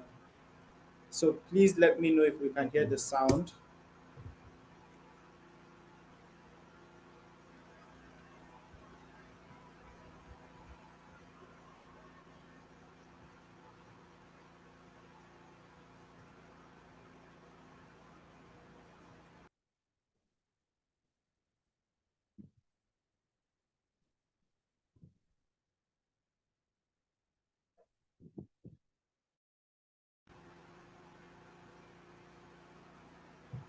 Okay, guys, let me share it. Don't worry. I think I have the videos with me. So let me do my share and see if mine will work. Say again. Let me do from my end. Okay, okay.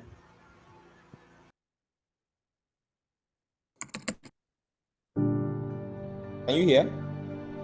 In a world where Yes, five-year-olds loud are and clear. learning to code, millions of Nigerian children in public schools have never touched a computer. Every future needs a spark, and every spark needs a sponsor. Sponsors help us fund toolkits, train teachers, and light up the path for children who would otherwise be left behind.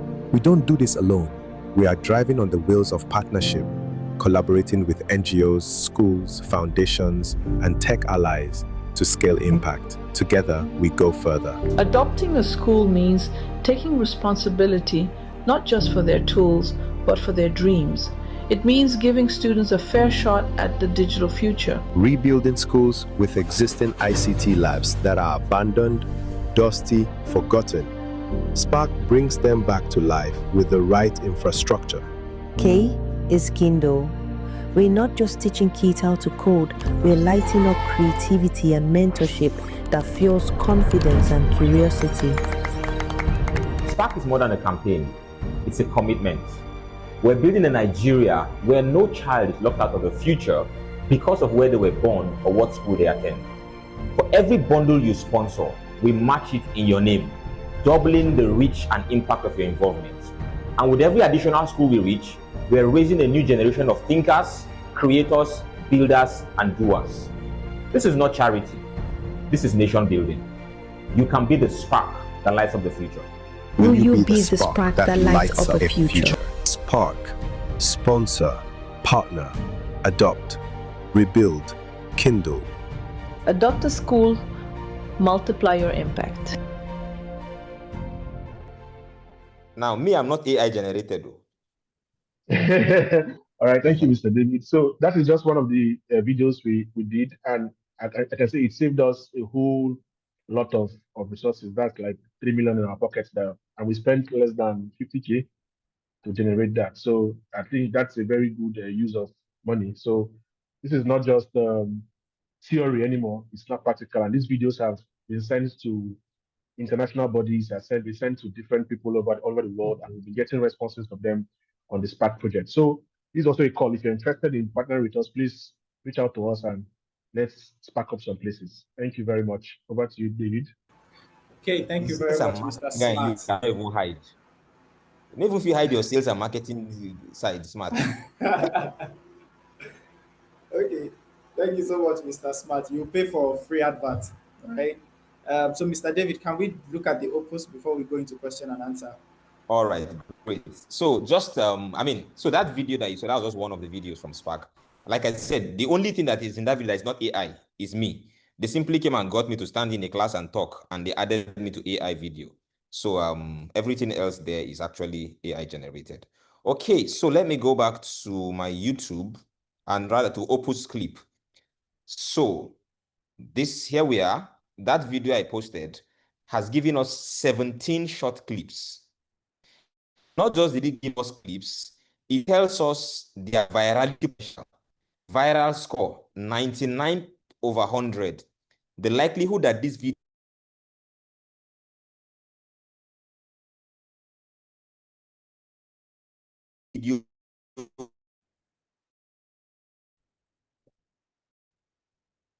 Hello, can you hear me? Oops. Yeah, you are back. You're back now. You were out for like Okay. 10 seconds. Yes. Yeah, somebody's trying to call me. Okay, so let me just play this first one. And let's see. By the time you are saved, your life actually just began. That's why it's called the new birth. It is the person who is saved in this time that now into the centers of influence of the world to I think you might want to reshare. The videos are not playing. We can only hear the sound. It's like your screen is frozen. Oh, is it? Okay, yeah, it's moving now. It's moving. in heaven. Until we get to that point, that prayer is audio. Do you guys know what that means? No. Okay, let me play another one. It's a different one here. Now this one has a 96 over 100%, and this one is 2 minutes 30 seconds. I'm going to explain what that means. The responsibility to save and disciple Christians is an integral part of the Great Commission. But also, the responsibility to deploy Christians and make sure that they can get to the top of all mountains of influence is also part of the Great Commission. You know what the devil has done? Those of us who preach salvation don't preach dominion. Those who preach dominion preach it without understanding the why for dominion. So we have two factions in the church. Some of us preaching missions and salvation, but no power, no influence, no dominion. And then we have another set preaching how to have influence, power, dominion, and all those things. We call them another gospel. The devil has created an us versus them, when in reality, both should be merged as one gospel. Okay, this is just an example. Now I have 17 of these different clips, 17 of them from one long video. Now, did you see what just happened here? There's no editing, no skill, nothing. What AI did, AI actually scanned the entire 43 minutes on my behalf, looked for the parts that made sense, cut them out, put subtitle. If I want to make any modification, I simply just go to edit clip. I can edit for the subtitle and everything. But I have 17 of them right now, and I can just simply deploy them. In fact, if I want to post them to social media from here, I can connect my Instagram, my YouTube, my Facebook, and instantly going to go to all my social media platforms. Whatever God wants to do on earth, he won't come down and do it himself. How is he going to get it done? Through people he put on earth. What that means for me, do you know how I interpret it? Every time God has an idea, every time God thinks of something new to do on earth, he's looking for who is a man I can put my idea in his head. Okay, so that's how it works. If I go to edit, now this particular one, there's a problem with it because I keep going in and out of the frame. So if I go to edit clip, it's actually going to go into it's going to zoom into this particular clip. Let me just show you how that part works. and I can ask AI to track my face. So that camera defect, that the camera I'm going out of the screen and coming back, AI will solve it. The camera will start following me by itself because it was there. Actually say, okay, what do you want to track? Whose face do you want to track? And it can actually track and show you how that works in its own. And I think that just illustrates how this tool works. For those of you who I'm choosing this because there are many pastors in this room, there are many missionaries, many people who preach a lot. And sometimes you are wondering, I posted my 40 minutes video, it only has 35 views. Unfortunately, the way the world works and the attention span of people, nobody has the time to watch your 40 minutes video until they have seen clips of it that made sense. Then they probably go and look for the longer video. So tracker, now this is tracker. I can say, okay, manual object tracking. So it's going to ask me, select objects or area you want AI to track. Manual subject tracking will only appear on the selected scenes and all of that. So it's going to help me to, I mean, that's just how this is, like we said, this is not the 6-week detail class, already behind time. We can't show you everything. But you see this one, if there's a mistake, for example, in my subtitling, maybe it spelled a word wrongly, I can simply come here and simply edit that word. So if I come to something and say, okay, edit, if maybe this something I need to add S to it, I can edit it and all of that. Excuse me. But the idea is this is almost accurate, almost like 100% accurate. Something new to do on earth. He's looking for. So that's how this works. I don't know if, but I think that explains the Opus clip. The slides thing, David, tomorrow I think we'll use AI to make complete slides in 5 minutes, and then we don't have the time to. David, over to you, please. Okay. Thank you so much.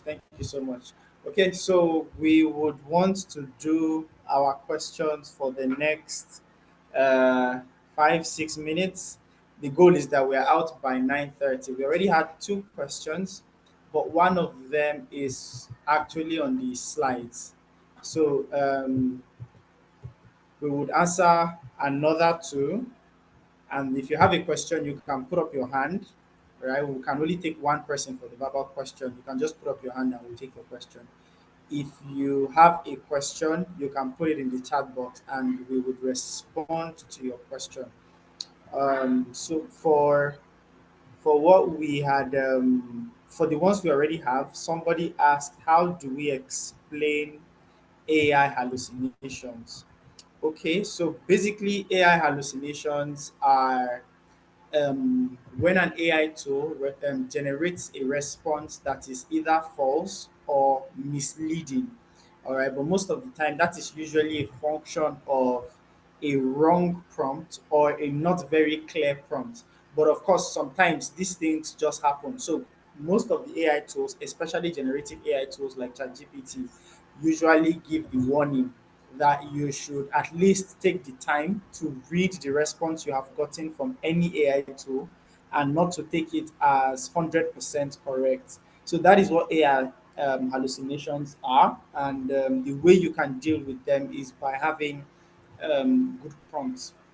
Okay, any other questions before we go? 2 minutes. If you have a question, you can put your hand up and then we can ask you to unmute. If you want to, you can just put it in the chat box. How do I know the right AI tool with their strength to use for particular tasks? So, Mr. Banji, I think I'll let you do that. How do I know the right AI tool with their strength to use for particular tasks? That's Johanna Wakawa. And then, which AI tool is used to make a long sermon to be short? That's what Pastor David just shared, Pastor Gilbert. So you can either use Opus Clip or AI viral video. I think we have a book on AI for pastors actually, and you can find that there with the link to get it. So as maybe on the group chat, just leave a message, and then I will share the link to get that book to you specifically. That's Pastor Gilbert. Okay, since we don't have any other questions, okay, so we have one more. John Bako Victor says, thank you so much for the learning time. My question is from Pastor David's session on the transition of the age. I live and work in an environment where people still live in agricultural age. But my mission. Okay, please hold on, Joseph Akpan. You speak your own question out last when I'm done reading this one. So I live and Yeah. work in an environment where people still live in agriculture age, but my mission is holistic transformation. How do you grow and at the same time help my target people? So we'll take it like this. Mr. Banji, you have the first question on AI tools and their strengths and how to know which one to use. Pastor David, you had the question that is for you. Okay, we're now getting more questions. Okay, Don't so worry, we'll let the take your. questions come. Let them Okay, come. so Pastor Joseph, take your question, or Mr. Joseph rather, Joseph Akpan. No, no, let's Take your. start answering. I mean, let Banji start answering. Let's what I mean is Oh, let's okay. answer the So question. Mr. Banji, please over to you, and then when you're done, Mr. David will come next. Okay, so the question is, how do you know the right AI tools to use? Like we Yes. rightly said, um, there are there are specifics that are tailored towards certain tasks, right? For example, the video that we showed, right? That particular tool was meant for videos. So for the first phase of it, right? Maybe sometimes one of the challenges we have may not be that we don't even know. It's just because maybe the information that is so close or at our reach sometimes may not be something we are looking for at that particular time. Because once you probably go on Google or you ask even your ChatGPT, your ordinary ChatGPT, that okay, please, I need another AI video or another AI tool to be able to use this. What can you suggest? There are some that you will see on platforms, right? There are some that you see, and there are some that you may not really have access to until you probably speak to somebody or people who have used it before. However, I think there are general knowledge out there, which is if you go on ChatGPT, for example, and you ask, okay, this is what I want to do. If it's something that ChatGPT can do, you will get the response. If it's not, you can tell it, okay, suggest tools that I can use for this particular task. If it's tools that you want to pay for, ask it, is it free or is it paid, and all of that. So you are able to understand which of these tools. But the best way to also know if those tools are what you need is to explore them, right? Try to explore the ones that you've seen, right? Try it out. Sometimes, like I said, you may need to have a combination of two. So one will generate the content, another one will generate the voice, another one will generate because of how unique each of those products or tools are. So you need, first of all, if you have a task in your mind, first of all, highlight the task. Tell yourself or ask or prompt or check which of these tools could help or can help me get this thing done. And then you are able to get answers from there. If you need help, you can come to the community and we'll also provide answers to that on the group. So I think I don't know if that answers the question. Okay, thank you so much, sir. In the comment section, please just let us know if that answers your question. So, Pastor David, the next question is directed to you. Okay, Mr. John Bako fantastic. Victor's question. So before I answer his question, I'm going to just speak to add to Banji's answer. So for Johanna's question and anybody else who may have that question, this is the whole point of having AI human collaboration. Anything you want to do and you are not sure how to do it, get comfortable asking the I want to make a video. What is the best tool to use to make a video? I think we did that in one of our meetings now. Wanted to make something and we're asking ourselves which tool can do this best that is free. We simply went to ChatGPT. Hey, bro, we want to make audio, text to audio. Which text to audio can give us the longest audio that is free that we don't need to pay no credit card? It will give you all the options. The fact is still this. The idea of AI is that this thing knows more than you do. So if you don't have the answer, pull out your phone, ask it. The answers will be there. That answers Mary Agbenyo's question. How can AI be used to teach special pupils? Very simple. Just go to the AI tool and say, hey, I'm a teacher in grade 4. I have a pupil. Don't forget the prompting rules, context and all of that. I have a pupil who is 8 years old, 9 years old. He's suffering from Down syndrome. I teach mathematics. I want to explain a concept of mathematics to him. Can you help me with tools to explain this to a student of this age? Give me talking points, give me images, give me visuals, give me activities I can use to engage him. You will be amazed at what you will get. That's the whole point of this thing. like I said at the beginning, the era and the age where you say, I don't know how to do something, that age has passed. You're a special educator. You don't need to have studied special education to be an effective special educator right now. I mean, like if I didn't enter one class of special education with ChatGPT and Claude and Gemini and all those guys, I will perform almost better than somebody who went to school but has no tool. Because all that person knows is the textbooks that he studied in University of Calabar, University of Ibadan, University of Lagos. My ChatGPT has access to all the textbooks in the world. I will do better than you, even if I didn't study the course you studied. Does that make any sense, guys? Okay, so let me go to Pastor John's question. Transition of the ages. So your people where you work, I understand you are a missionary. So you work among people who are in the agricultural age, and your mission is holistic. You want to help them grow and at the same time be relevant. See, I think that this knowledge positions you to even be a better, more holistic missionary, because your job is transformational. You want to take these people from where they are to where they need to be. Now that you know these things, you have the tools, you are able to beat limitations, use AI as your assistant missionary that nobody knows is there. Okay, you want to teach them new agricultural tools. Okay, this is the context, this is the place. How do I help them? Okay, what are their limitations? Find out their problems. If the problems are that they have problems getting their products to the market or educating their children or balancing between whatever transportation, you can use AI to generate solutions. Look at what Mr. Smart did. Mr. Smart said he had a campaign. This is my target. I want to put my resources in 1,000 schools. How do I create a strategy?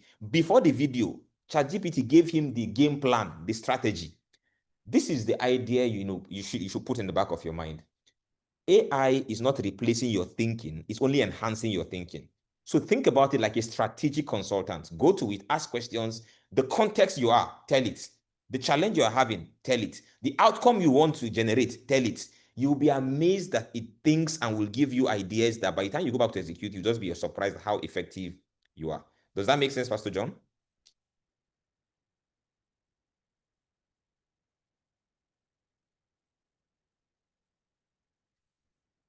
Okay.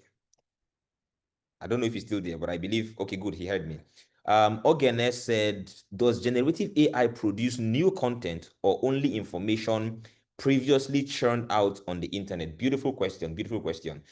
Do you know the meaning of GPT? GPT means generative pre-trained transformers.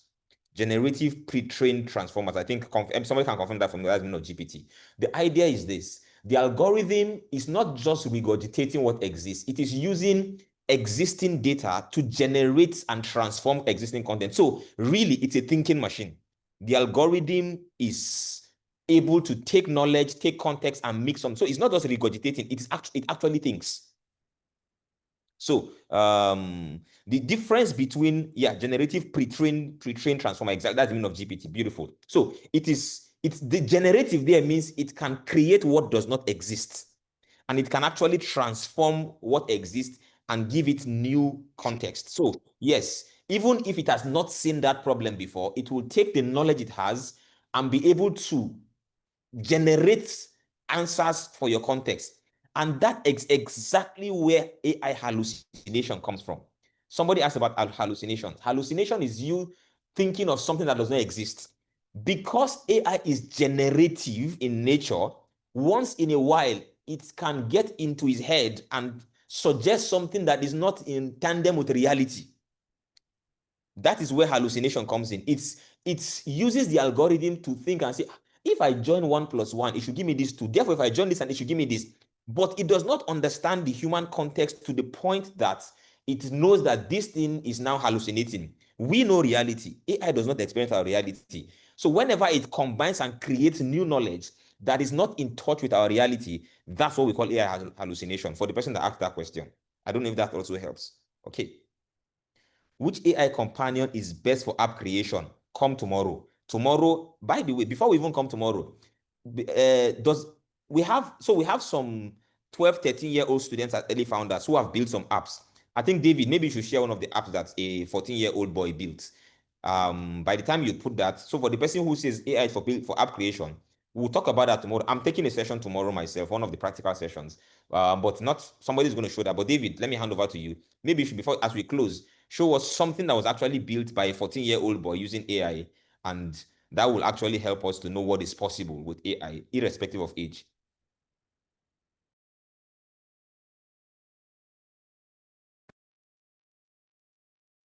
Okay, hello everybody, and yes, David again. So what we are looking at is Ed Von Dorn. I trained this group of teenagers over the summer period, and part of the things we did was AI. And for this particular guy, he had a use case scenario. So he's about to write WAEC and JAM, and his use case was if he has all these past questions, he should not be struggling to read them. So he has gone through school. He needs a system where he can get feedback, get questions, collaborate with his peers, and answer questions like he is currently writing JAM or like he's currently writing WAEC. So simple thing he did, he put together an application with AI. But this application is not just any random application. So he took the JAM past questions, took the JAM study guide, copied all of them, gave them to AI, and then showed AI what JAM and WAEC questions look like. And then from all of that, he had an application that he is currently using to study and prepare for his WAEC and JAM. This is Ed Von Dorn. So he currently uses it with his peers and his classmates and all of that. So when you come to the app, you click Get Started. So at you can see the subjects available, you can see your questions answered, and you can see your study time for today. So I'm going to show us an example with WAEC. So WAEC has 15 topics and 120 questions. So we can start a short practice. So because of time, I'll just select some things at random. So this short practice just gives you 5 questions. And when you're done with the 5 questions, you see your score, you see the questions you got correctly, the ones you got wrong. You can do practice again, and then you can improve on the answers that you have. So this was purely built with AI. The guy knows nothing about code. He just has a good idea. And in fact, he was supposed to be on this call this evening, but he was unable to join because it was too late at night, and his parents would not allow for him to be on the call at that time. So that is what we have. So yes, you can actually do stuff like build softwares and do your presentation slides and all of those things fully with AI, whether you know how to design or not, whether you know how to code or not. But all of that is packed into our session tomorrow. So, but I think we need to close this class now because we are way through the time we promised. But before we go, I want to share our assignment. It will also be shared on the group, but I just want to briefly talk about it before we close. So we have a list of tasks, 5 tasks in total. It is required for everybody to do at least one of these tasks to graduate, right? So there is a form attached at the bottom of the document where you can submit what you have done, and only people who fill the form would have the certificates at the end of tomorrow's class. So you can, for example, let's look at challenge number 1. So it is going to cover it is basically somebody building an AI lesson or a message builder, and it's best for teachers, pastors, trainers, coaches, those kind of people. So use a generative based AI tool to create a short, structured teaching outline or sermon or message on a topic of your choice. Include at least one AI generated image for your illustration or cover slide, and then use a text to speech clip, right, which is an AI voiceover for your intro. As simple as that. Put all of them together and submit on this form. If you have any questions, you can ask on the community. So we have 5 of those kind of challenges. All you need to do is pick any one and do it. If you have any questions or you have any challenges, we will be on the group to respond. The deadline for submission is tomorrow by 3 p.m. so that we can review them and look at them and give feedback before the class even starts. Does anybody have any questions? Okay, we've already taken the question. So if you have any questions as regards the assignment, please reach out on the group and somebody will attend to you. Thank you so much for attending the class today. I am so sorry we are about an hour later than we're supposed to close. We'll try to keep to our time much better tomorrow. Thank you so much for joining and staying to this time, and we look forward to seeing you for tomorrow's session. We hope you learned something. Please do well to do the assignment.